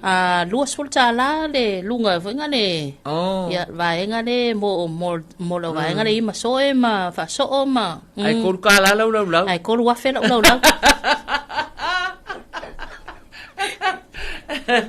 Malo Jeff, ai se le wa fa o fo ho ma kol ka au ngi. E o vai atu ala tal tai me o tato telefone mai vai fanua. Ia ole a se vai fo stato pisi. Fai leo tātou telefo a mai ia o na tātou taliuro le marketi funga lei.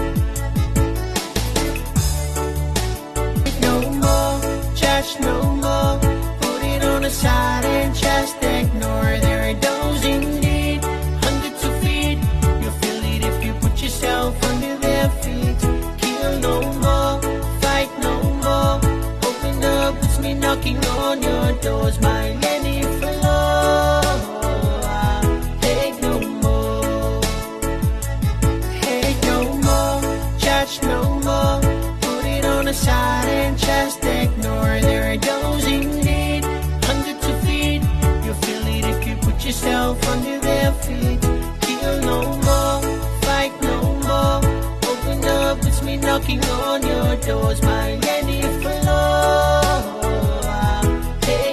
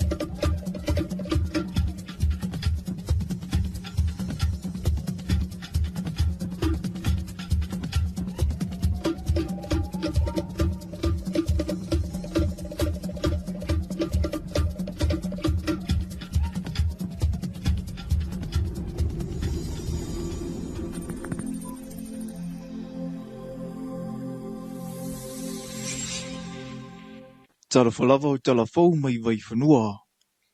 I tala tumua, ua silia le toa whea i ngai upolu na a whea le whiwa o puna evi, na whea e su inga le koluse mu, lea ole a whea i le iloilunga i vaenga.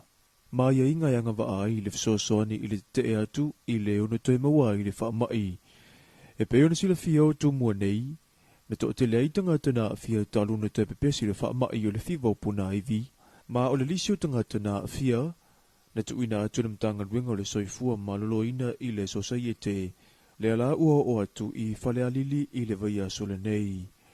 I le whaatara noanga ma le taitai o polokala me tau whaalavelave whaafuese i a le lua Calvin Malifa, na ye sau noa ai o loo tutu a ai fo i le sosaiete, i anata penanga mo le vaitau a wha, ai mai se o le ono o mai i sa moa le wha mai o le misela, lea ua a fia i New Zealand ma Ausitalia. Tau me le matanga ua afe iwa su valu ila ya ai ngo mona no mo website linga tu salia po le tolua fa lo fa ingo tanta Samoa wa fa no oto le so soani male tau au fo ya society if so soani fo itemi sa fia ngai male fa ma ia ta tonu le to po se lilo tu langa lo ye tu fa mai lo fa so ngai la ia ai lo wa mo fo ia fa mo ngai ma fa sa lo ngan tanga lo so fo ma lo ile mi sela ia le ngatala o le wanga lu e fa fo ia le ngal i ba ngal tenki fi ba ia wa mata fo na ti lo society ia po le ofisa ni i va ngai fo na talia to Michel awoni to alia e mai le vai ngale sa tu pu mo lo fa le te lo tau sanga wan ha fa solo ai le su nga o lo ofisa so ni fo ile koluse mu e fa mama ta fa mota o ainga e au sange ai mai sei ainga wana o matua tausi te lo ila to le sa fa pe ona mo le sai ding o ainga ye li mo vai le nga fatia le ave le alom fa na utfal ma sa fa pe on fa ila watonga fitinga itua le fa pe fa la wa to so sa yete ma fa tinonga lwenga mo fa ma lo sia va nga le awal ave fa ma o lo ave la va ye tu la lo mani man fa tuang e to se taimi ma ye ko ave fa ma e ye nga singa sem fa un ton fiti tu nga singa se tawana ave fa ma nga la yo tengi fiva man misela on fa ma ye tawana ave le il fa ma ye fa ya le to fitinga so so ne limit ma tai fo ma e tolua solo whaanga solo ia o onga i le ofisa o le kolusa mui tona i mato, o lo o whaatauta ia sui mai fiti, i lalo o le whaamalu o le kolusa mu whaava malo, ma o lo whaatupeina e le kolusa mu ale malo o Ausitalia. Ia e tampena ia le tato so saia te ho i te mi tupui whaavelawe i vaenga taulo tesis lava ia patino iai. Ia pe o le whae te inga ia.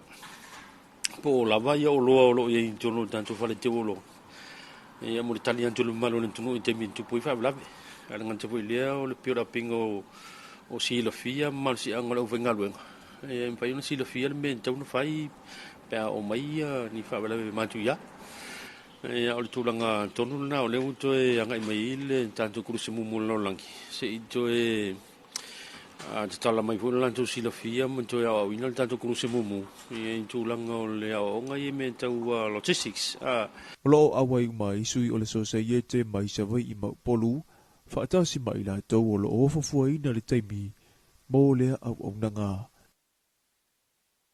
wa lo ia nei to finga fo ile te ingol e kalesia so fito le toya fi mai e sa mo nei ile mai a yo le funutele le ekalesia o na faatino ile ekalesia faatina ile lovaya ile vaya so tuna i o le tofinga president le tula i mai le susunga le faafia ngai ya pastors yone au sange le ole amalanga i fiti nga lulu ai o to fia le susunga le faafia ngai ya fi putua oi le filifilia mai ya unga lue i Ausitalia o le failo tusia o le to fia le susunga le faafia ngai ya pastor Willie Tinomineta o te le tausanga unga lue fiti, ma Samoa nei, ma o le tofinga na umia e le susunga le whaafia ngai a pasta neru nu ia lii, le watofia nei e whaimata i tai o le moto polu.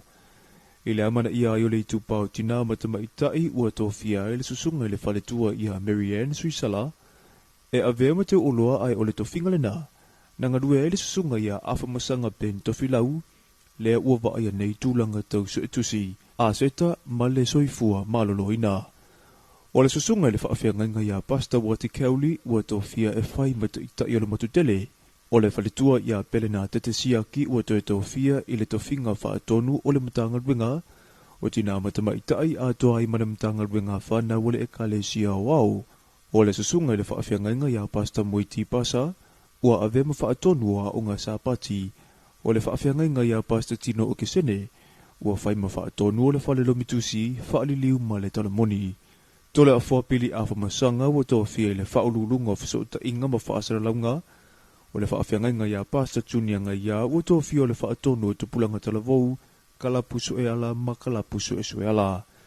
Ta ala te pora fui maono ua toa fia e nafa ma ua onga, maso na whai teila ua toa fia o le whaatonu o le wha evangelia o lo minga ma le whaletusi. O le lima tau sanga nei.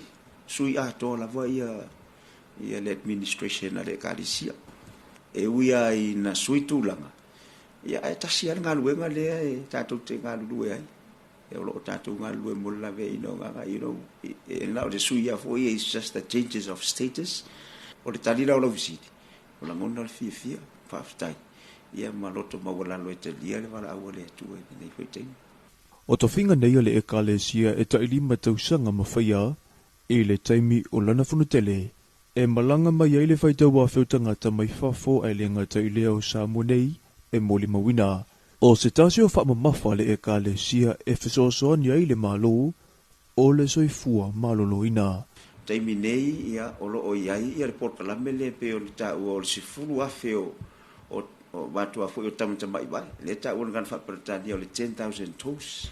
O lo tau mwhai ai na ia whesoasoani i le soifua malolo ina i le ngata o le kalesia. I to tono le kalesia. Ia o atui i whafo fo i le i tangata le o iai tono le whalapatonga o le kalesia. E whaia ia me ta ua health screening fo i nei to tono whalapatonga o le atu. Ngā lulue whaatasi manu umawhio ang. Ina ia siaki lo soifua maloloin. O tātou wawa e tu teimile. E le sangata malo si te ia te le tonu wawa ke wawa ia tu malolo. Wisa matu taltan noa de. Manisio tanga luenga le o le kalesia. Peel vaenga le etra. Wa le si le vaenga ta ua lama fu i leo tangata. O le mea leo le mental health. Ia ato ai manisio vaenga mo le tau sia o le soifua le. E te maua umala vaenga ia i le whaletusia le kalesia. E le whaataranoanga matala fau mai vai whanua, na tā uai e le whailautusia wau, vaenga ua whaatatutia mō le isi 5 tausanga. O le tausanga, le 5 tausanga la nene, o lo whaau mai le sini tuturi loa lea i le lalolangi atoa. Ia o lo whaau tuina o le I will go, ia po le a o wala, o le au o le o le ngā ruenga le kalesia. Ia o le lawe inga wanganga, whai maso. Ia le neila 5 tausanga. Ia lo o iele le wha moe ma ngā fuafuanga wha atatitia le te inga fo. Ia e turi loa lava ia vaenga nei o le lawe ina wanganga. Ia mo le malo le. Tu ia ini seo atina e o lo mana tu natu mawhau iai. E pela ne ia le tausanga fo. Ia leo lo fuafua e whai ia le porkalame lea le kalesia o ta ua o le Samoa mo Keriso. E se li atu ma le toa se fulua whele whai o tanga talotu ale e kalesia so fito le toa whio mai e peo na whai loa i Samoa nei. O pese pesinga, tala whaatino, o le soala pulei na mata upu whaaloto i whale le e kalesia, ma le whaasoa i la whionga le atua.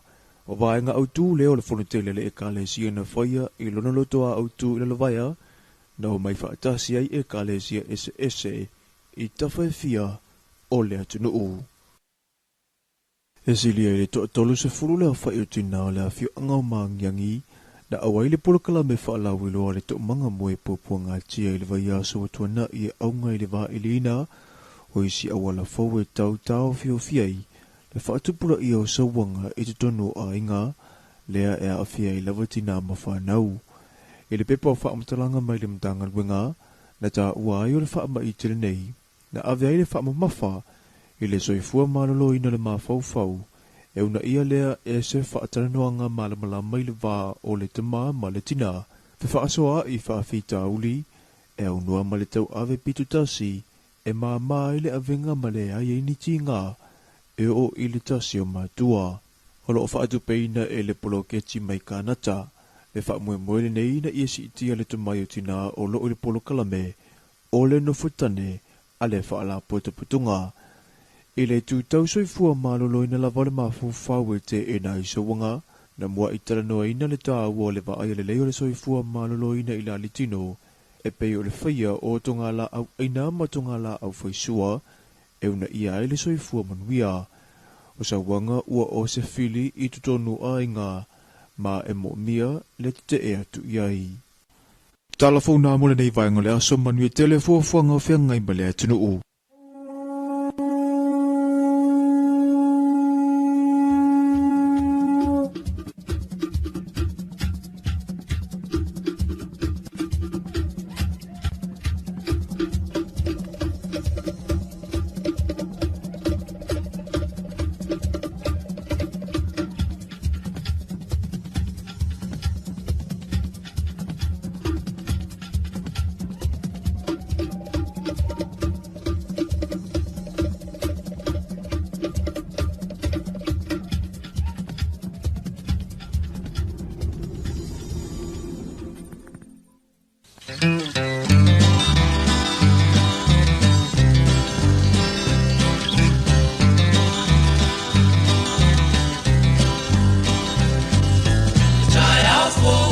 so ai foi ona la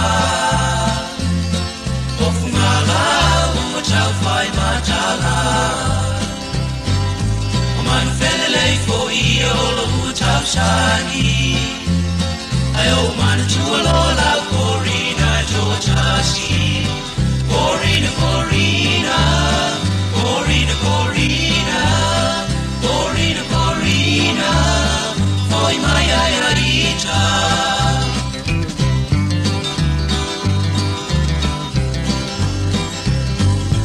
Vai per me fa mano tu malo ma fa e chai mi mo a cha la no ana lo wow e aso nai for la ina o le chau la ko ai wa fa se ina lo ma fa corina corina corina corina corina corina foi mai ai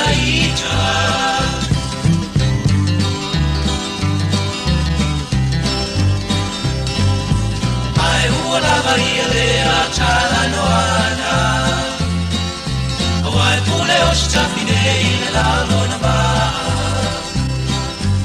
Ai lo tu mau pe o lo uno fa Ai tau sia ia mi si o taola Corina Corina Corina Corina Corina Corina Oi mai ai ita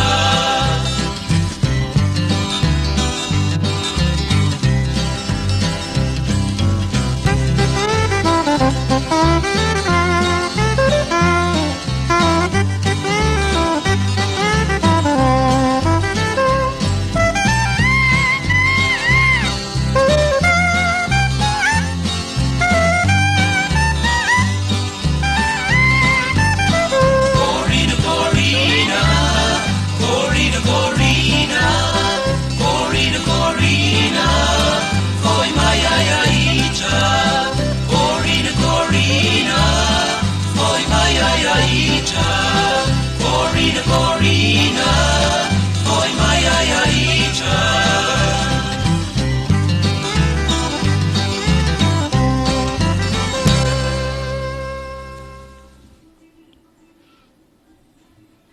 Ia e toe whaatalo whātu I le mai mua whaafonga mai ale malo le tātua tunu ule nei tae au ia o te taritonu foi ia ua a matao na tau nuu to tele I whale whai ngā luenga ma ofisa ia ale ngata foi lea o le whanau la ua o e saunia la tau suenga nei tae au a o le si la whanau kama foi la e alu male lanchi lea onga la lai malo lo le lei lai malo lo le lei le vai aso nei a lai whai suenga le vaenga mātutua ia onga tūlanga lua a pe ia fa pena foi kolisi a tafiri ia o kolisi wa le final la le 12 ia wa ta pena ile mo le suenga foi le mulmuli ale tausanga sulua a o le snape le walu le na amata le sol nei ia o la vola wa tele ainga I le fale e sa o la usa no anga la to fama wa tele me venga so ia usa uma kusa le ka o ma ko fa pengu e awa me arka ya o kusa mawalunga me alo ka koko le ka ya o ko ala mawalunga ile fiu e ka ofi fiu ka fi so ia ku awa o ile ai kamangi nga el tanto bala o bawi talofa ko na skala na bawi ya mai se ya se uso la kiki nga o kafiri ale kwa mawa ku o ngawa se fa kasi le luasa ya wa foile ka kopo kala mat o fa kan ko ma sangila ile kaya ya ayo ka ko pa ama malawo pa fonga ma ya mo ya ko lo fa ama so mi kama ko ing o foi fu ama mi ya so ya il file mbole mo pea so fu amaleola mo lo ko mai wa fa tingo ko fu makiu ya ile na ka fo ya ke o lo kausala moka ya wa fo ngai ngo me ku pu ni ya so malea ya me mai ya ole fa kalo fa ku nga ni ka ya wa ngi lua fiong mamat Lo, malo, malo. Ia la ngofa o mfa ko inga o ngai ke kai. Malo lava soifua manuia ia manato na fo Emmanuel nai tu ole tato watu nu ai mai se o amange kai o angi au ngaluenga wa maka malo. Uma fa mamale le wa ku fo pango pa ponga. Nga go uma kamiki ya ku ngole la lolam. Yo. Ya, ko ya o uma kinga ai. Ya mala kali ko kas. Ya, mo fai fokas ya fi awal kan kala ko. Ya ole ko ye. Ka tenga ku fo. Ya wa fo sefa ifu ma nga yo so mai e fo mai. E ka ele ngi nga kai fale so makongu. O fa ku ye e o mai ma man yo ka ele va nge fa fu ma ngala ku. E ke wa so saluma. Ya o mi ele ma sang ngame. Ya ole la sa ungi. Mai ko singa fua ulima singa nele fo ia wale kalila walo e fo yo ngai uso fo te aka ungu mailo la fainga malang no malo fa tai malo ia ve sirina manuia ia manuia fo ile fe nga ia ma nga luenga matiute ma fo fuanga foi mati na itono ainga ne ia so fa tai vala mai ya kap wa mai pe a ko ngwa o ku ya sale ula no fo kiam masinga lua karpa lang iwa o ko ya sia mo wal nga ko nga kalo nga ko fa ko mawima makafit ya le fa tai o le se fa kali akula wali nga polar kai mi o mai ai ya wale le ka ko ma ku ko pe lungo ka ko le kio pa longo ia fa ia soifua ia soifua ia o le siva enga le a tafili ia o le tulanga fo ile i le fala au fa saina wa le fanga solo ale fa ala wiloana ntanga luenga o leo ia le fo wa umona sa noa ia le komisina o leo lo ba ia mata ita ia ntanga luenga neva yas ia wa tau fial tato parade fo ile a ia sa fai le toa sa moa taluai ia ona o tūlanga e pe ona ele o po mala ele sila le tatu watu nu pa o mai le silunga o le vengi pa u le pai kulinga leo ma le si la kikinga ia o tu enga a mionga na matulanga na e fai tete ia tatu ai mai se la mtanga luenga o leo o la tau ia o lo ngafa ma le pui o le saunga le mu o le tatu watu nu ia le la ua sau noa manino le ta ion tanga luenga le son nafi ia ole na o tulanga na tatu yai ai maisela ole fo e lo fa nga solo pella to fa la wiloa ole tali atu le ai say no to drugs po le te atu I fala au fa saina ia le la o lo nga lu fa atasi ai manu o mafio anga pule nga li ma fai pul ole afia le so la vo le afia file o ke o yo le afia le sto nai la o te le fale au falongo tunga o saule manu mantua fo io nu o ye manu fo ye ia ai la pe ia o mato pule nu una sa o I folola ma isi matai le taina ai manu fo ingale la wa manu ia fa mai ia fa fonga mai le tato nu I mata upune o filifili e lima fai pule le tato nu ina ia usta ia o falongo kulon ka muanga ua fa sa inga nga koe maua se si miangi o fala o fa sa inga ia alala mai fa mai maua oe o maua foi oe le ke fa kaua pe maua oe le ke kule ia por alko inga maua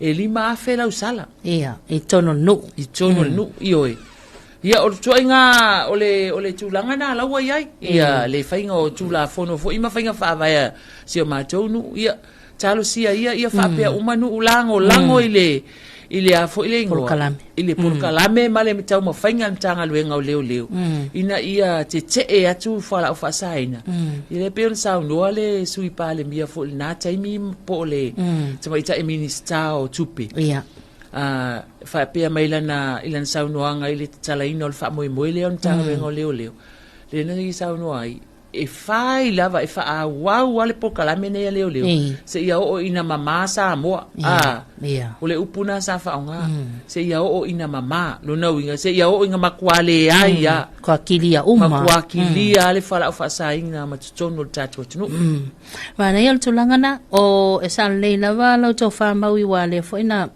al tanto por kala me malesunga ta yo alo la sofa riley ya lena mavaya tunei ia ole tulangana ole ho ita otol fo fangal matanga wenga ya nga ia tuitua ya onga ia ila to falauloa ia ole ta oto multimile nei ona ole tu le avano mosu enga fana el tanto falau maui ia talofa ia le oto motu ia to ta fai mai ele lo pose as fana foi wale te tala foi le leina mo fa manuanga wa soifua ile tato watunu ia au tulangana le ia o le tatou galuega e fai faatasi ia talofa ati ate o vota mai kai o mota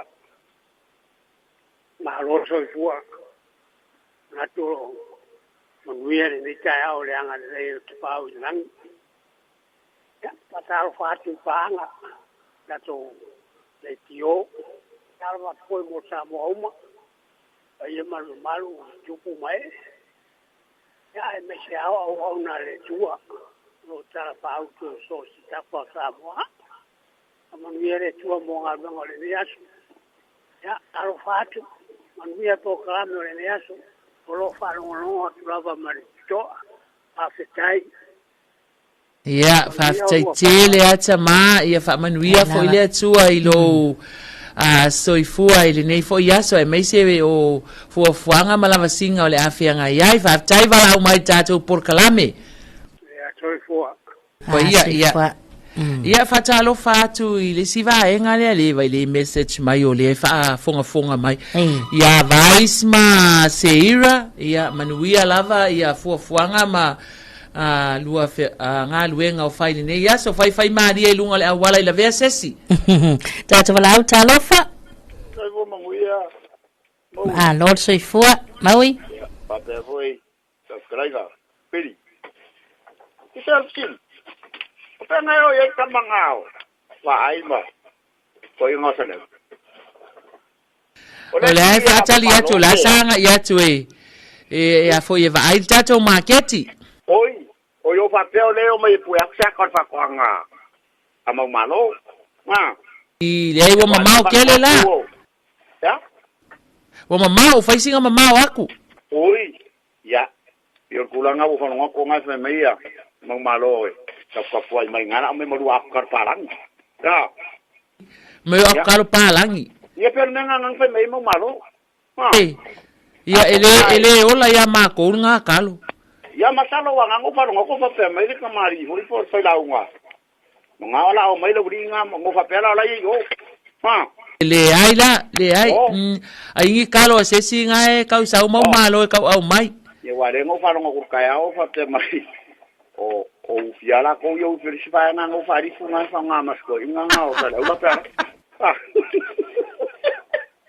ia nga puila fa penga fa ngor se fuanga ri mo ia ma kwala ngo ka ko sambo ai fa penga ai fe kufai le pese le peni no tia fau si au ti lava ile tai au fa ma alili ia lua kulkwa o ari ngo wala me nga fa nge ele sela u vanga pe kala ni ka ya fo awal me mo ya la puisa ka penga ko ngo mai longa yo au mai ava pe le u fi fa kawa ya va kware fa ile ulang ka mafkanga fo sel au la ko ai ko sa u fi fa wa la ka fo e ma ka u fa ka ai ka mana u fi ko vai ai fa longo kwere so ko nga ufi nga we ke pisa fu ya mai le ai la vai e la kai me ke sa we fu aku fi ngai ka ko ngulo la ye ele la kula mas kanga ufi ala kumar container ufi vai o fa fia ngo kala ko ke la fia bueno sale ai yo na ma fenga la fi so le hago que le akula lo sa ya au te pore ke mo fainga e nga e ola lei ai vai mai wo mako wo aku ia nga vave ale lo wangi luma al mere ia e ke alu e la fise e longa wo kai mi mai ko e vili mai mai o fole mo ke ku luma lo fale e ke ku e nga o se skula ki le ke ga ya ka fai ma pasia la nga lo ke ku ma mo wila vengia va tailen alo va tailen mai ya soy voy a ba yo akoka ko va ai e feo lolo foi pepelo iskanga ka pepelo ka kangi ongong ia ala se iva vai foi se ula ku se ia si akurka lipotsi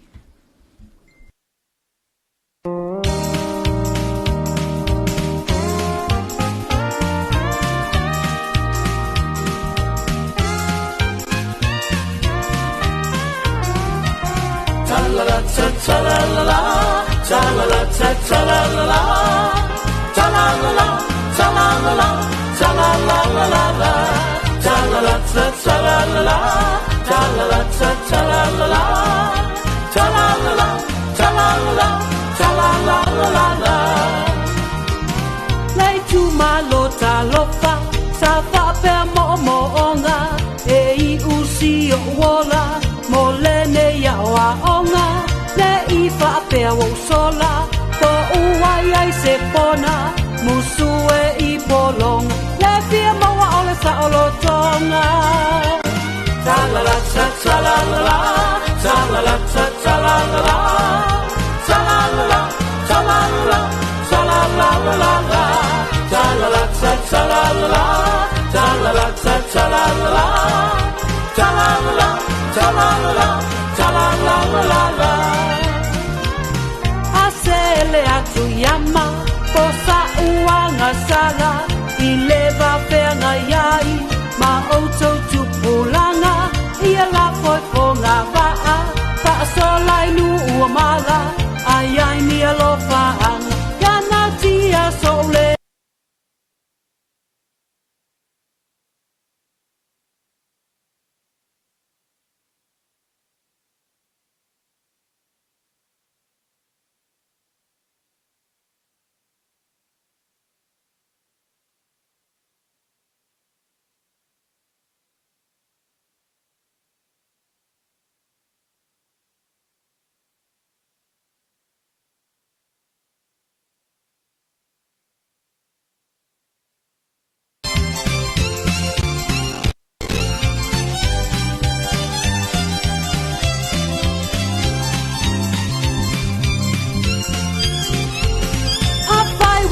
se mea au te ale uai ia faa mole mole ia malu mai le vai ia na tia ita I patu ala vai e poto le tau tai ai se selo na lima cha la la cha cha la la cha la la cha cha la la cha la la cha la la cha la la la cha la la cha cha la la cha la la cha cha la la cha la la cha la la cha la la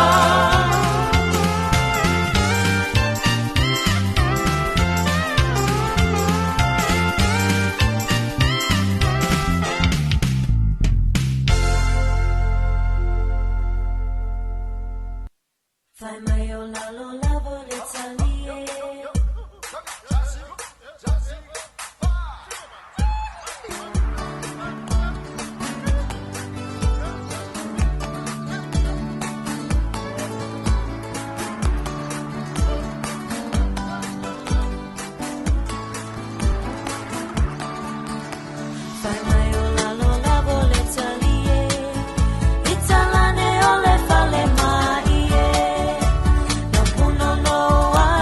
Ali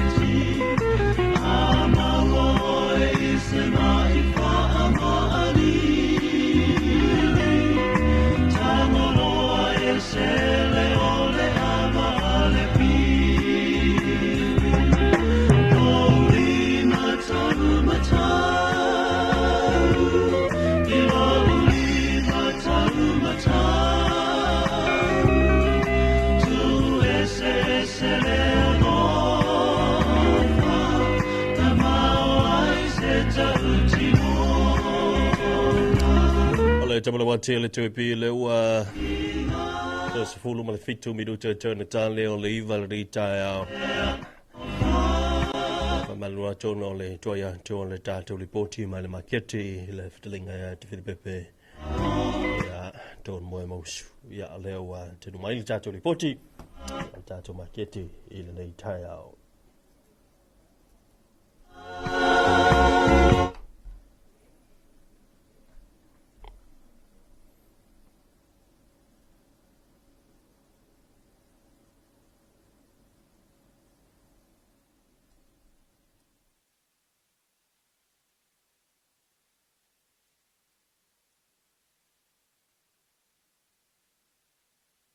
le vaenga pe ona ye ia fua fai le leanga ia le pe ona fa mani ai na tatu tunu ma fa tasi tu foi ma le fionga le tamaitai pula le tatu maketi ia o le fionga ia utu fa sili palolo titorama ia ile nei ta ma lo sai fo man via le fionga utu ia ma lo sai fo la fionga ta Filipepe ia mai se tatu po kalame le nei ta ia fa ma lo foi sai fo ia sa mo a to lo fa pe ona fa maua mai le nei fa sala launga ia mai maua tele se ia pa ia maunga iti le nei tai au ma lo sai fu maua ma lo le usu i lo fionga le nei tai au ia manatu le ata a mata tu i le tu lava le pe ona i me mata ia awale sila mai le tatu tunu ia sa ole le wa lo mai ta wa tu ia le onga tonu le nei ole vai aso ia wa mata fo iona le mai le tatu fa to anga i tonu le market nei ai sa no ia la wa fionga tai ya ole sila mai al tato tunu ya ole ua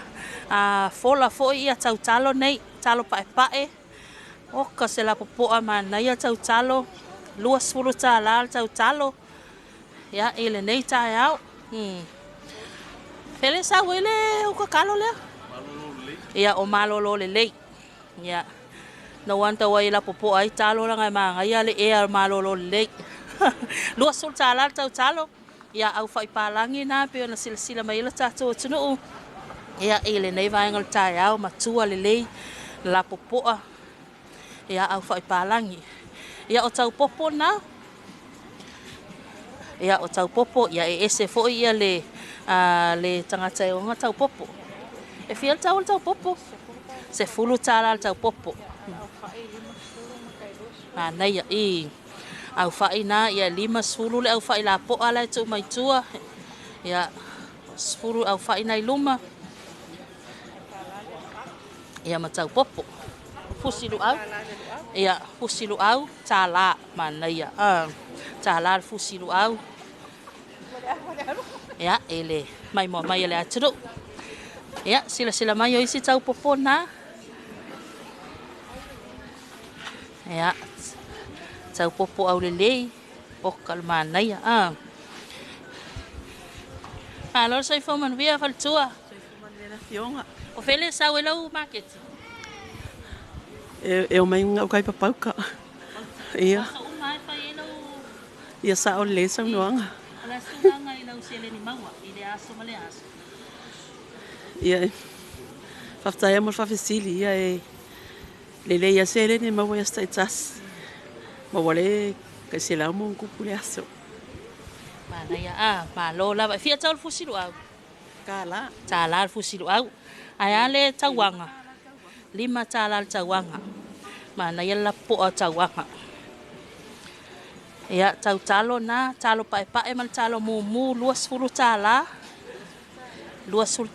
talo pae ia na luas sul tala o fe filo ia tul talo pae mal talo mu ya ele sila mai al tato tunu tai lava ya o au foi paka mana ia la po au foi paka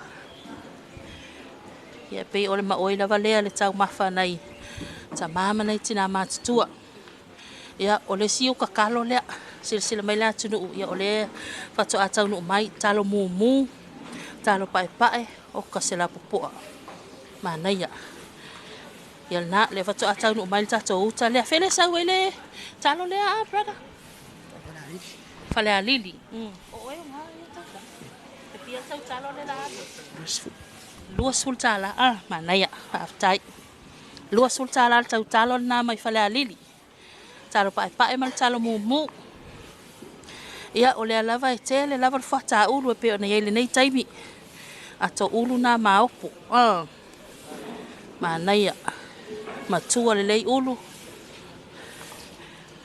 ia au maua mal au fa Samoa na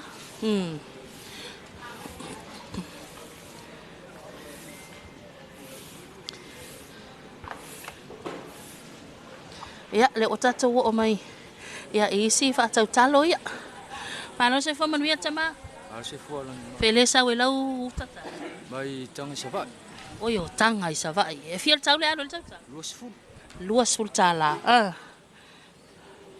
ia le utana mai tanga mo tele sa la fai Luas fulu tala le tau talo ma nai la popo au le le yo talo. Talo mu kia pura mu.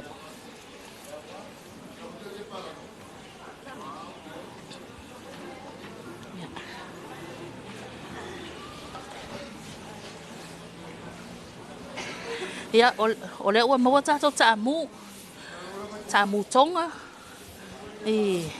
mana ya maua makau koko ya ele sila mai matua ipula lava koko nei taimi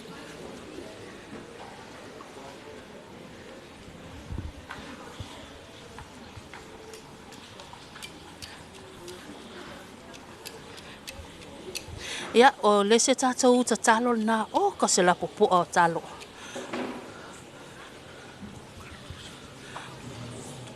kolu kalo ile lua sulta la ai la popo. Mana ya. O isi tau talo ia 5 talo tau fiololo na 5 talo ono talo lua sulta la.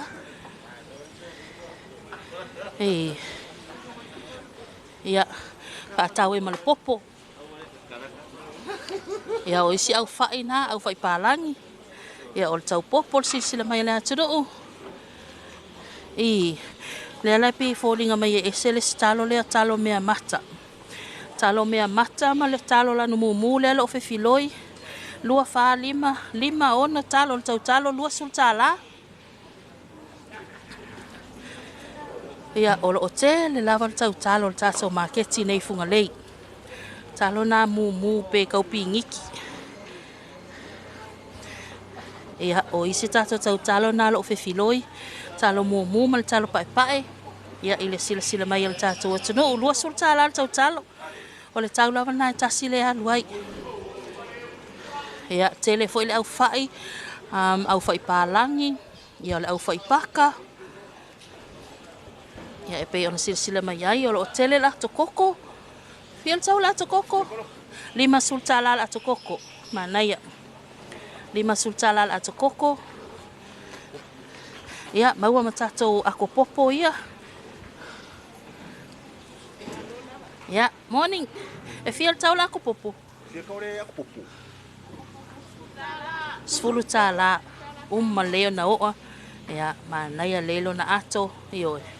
Sfulu tala ato popo. Ya leo to ato no maile si tato utakalo lea. Talo mumu. Ya na fe filoi mai si talo pae. Pele sa wele uka lea. Ole uta lea uta talo lea mai la fio anga sa tawa. Lua sulta la talo. Lua sulta la talo. Ya le lava lo nga solo mai le malo le atunu.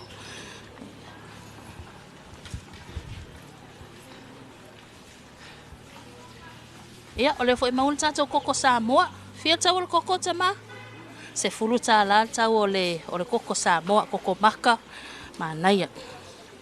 Tele le popo ile mai mol tato tunu. Ya maua mal au fai misiloki. Au fai misiloki mal au fai paka. Ya maua mal akoesi. Pena sila mai ai. Ole fai isala elu na fiel tau. Fai isala elu. Ya 5 kala 5 kusole. Ya maua mal ako popo mana ya. Tele lau fai palangi. Poila palangi. Tele lau fai poila palangi. Ya male ato koko. Olo tele lava koko mai mo mai el tato tunu. Ya ole talo mumu. Talo mumu. Talo uli. Uli mumu lua sulta la talo pae. Mai siumu. Mana ya. Mapole talo siumu. Talo pae mal talo mumu lua sulta la. Ya sila mai le talo mumu la poal na. Ola sila popo talo. Talo fusi ya. Ya mana ya. Lua sulta la talo. Ya olo fanga solo pea ya. Tato talo le siuka tele laval nei. Talo pae la poa. Pele sa le uka le prada. Ole ul moenga. Ole uta talo na au le lei mana ya. Ia e mai la fio anga lo moenga. Ia tatou talo na lua sul tala fo le tau le talo. Ia na ua sila mfafonga mai le tatou atunu i le tele ma le anoanoa ai ia o tatou mea mata popo lu au tauanga mea umalava pe ona faasala watu tatou faasalangu le nei tai au sulanga na pe ona il tatou maketi le tua mea mata ia mo le faaftai tele lo fionga utu ia mai se tulanga pe ona iai fo il tatou proklami le nei tai au ia faaftai fo mo le avanoa ia o mafai ona faailoa ai o loa lo i tonu le maketi nei ai o le anganga lava ia afifio mai o lo tele ma soloi la tatou tau mafa i tono le maketi nei ia fai mai elo filfilinga ai mai so fa tau ole nei vai aso o tau fa mai tai lava mo le avanoa ia malo faaftai manu ia tele nei aso le faafoga mai mo le atunu mai le maketi funga lei tau faasifua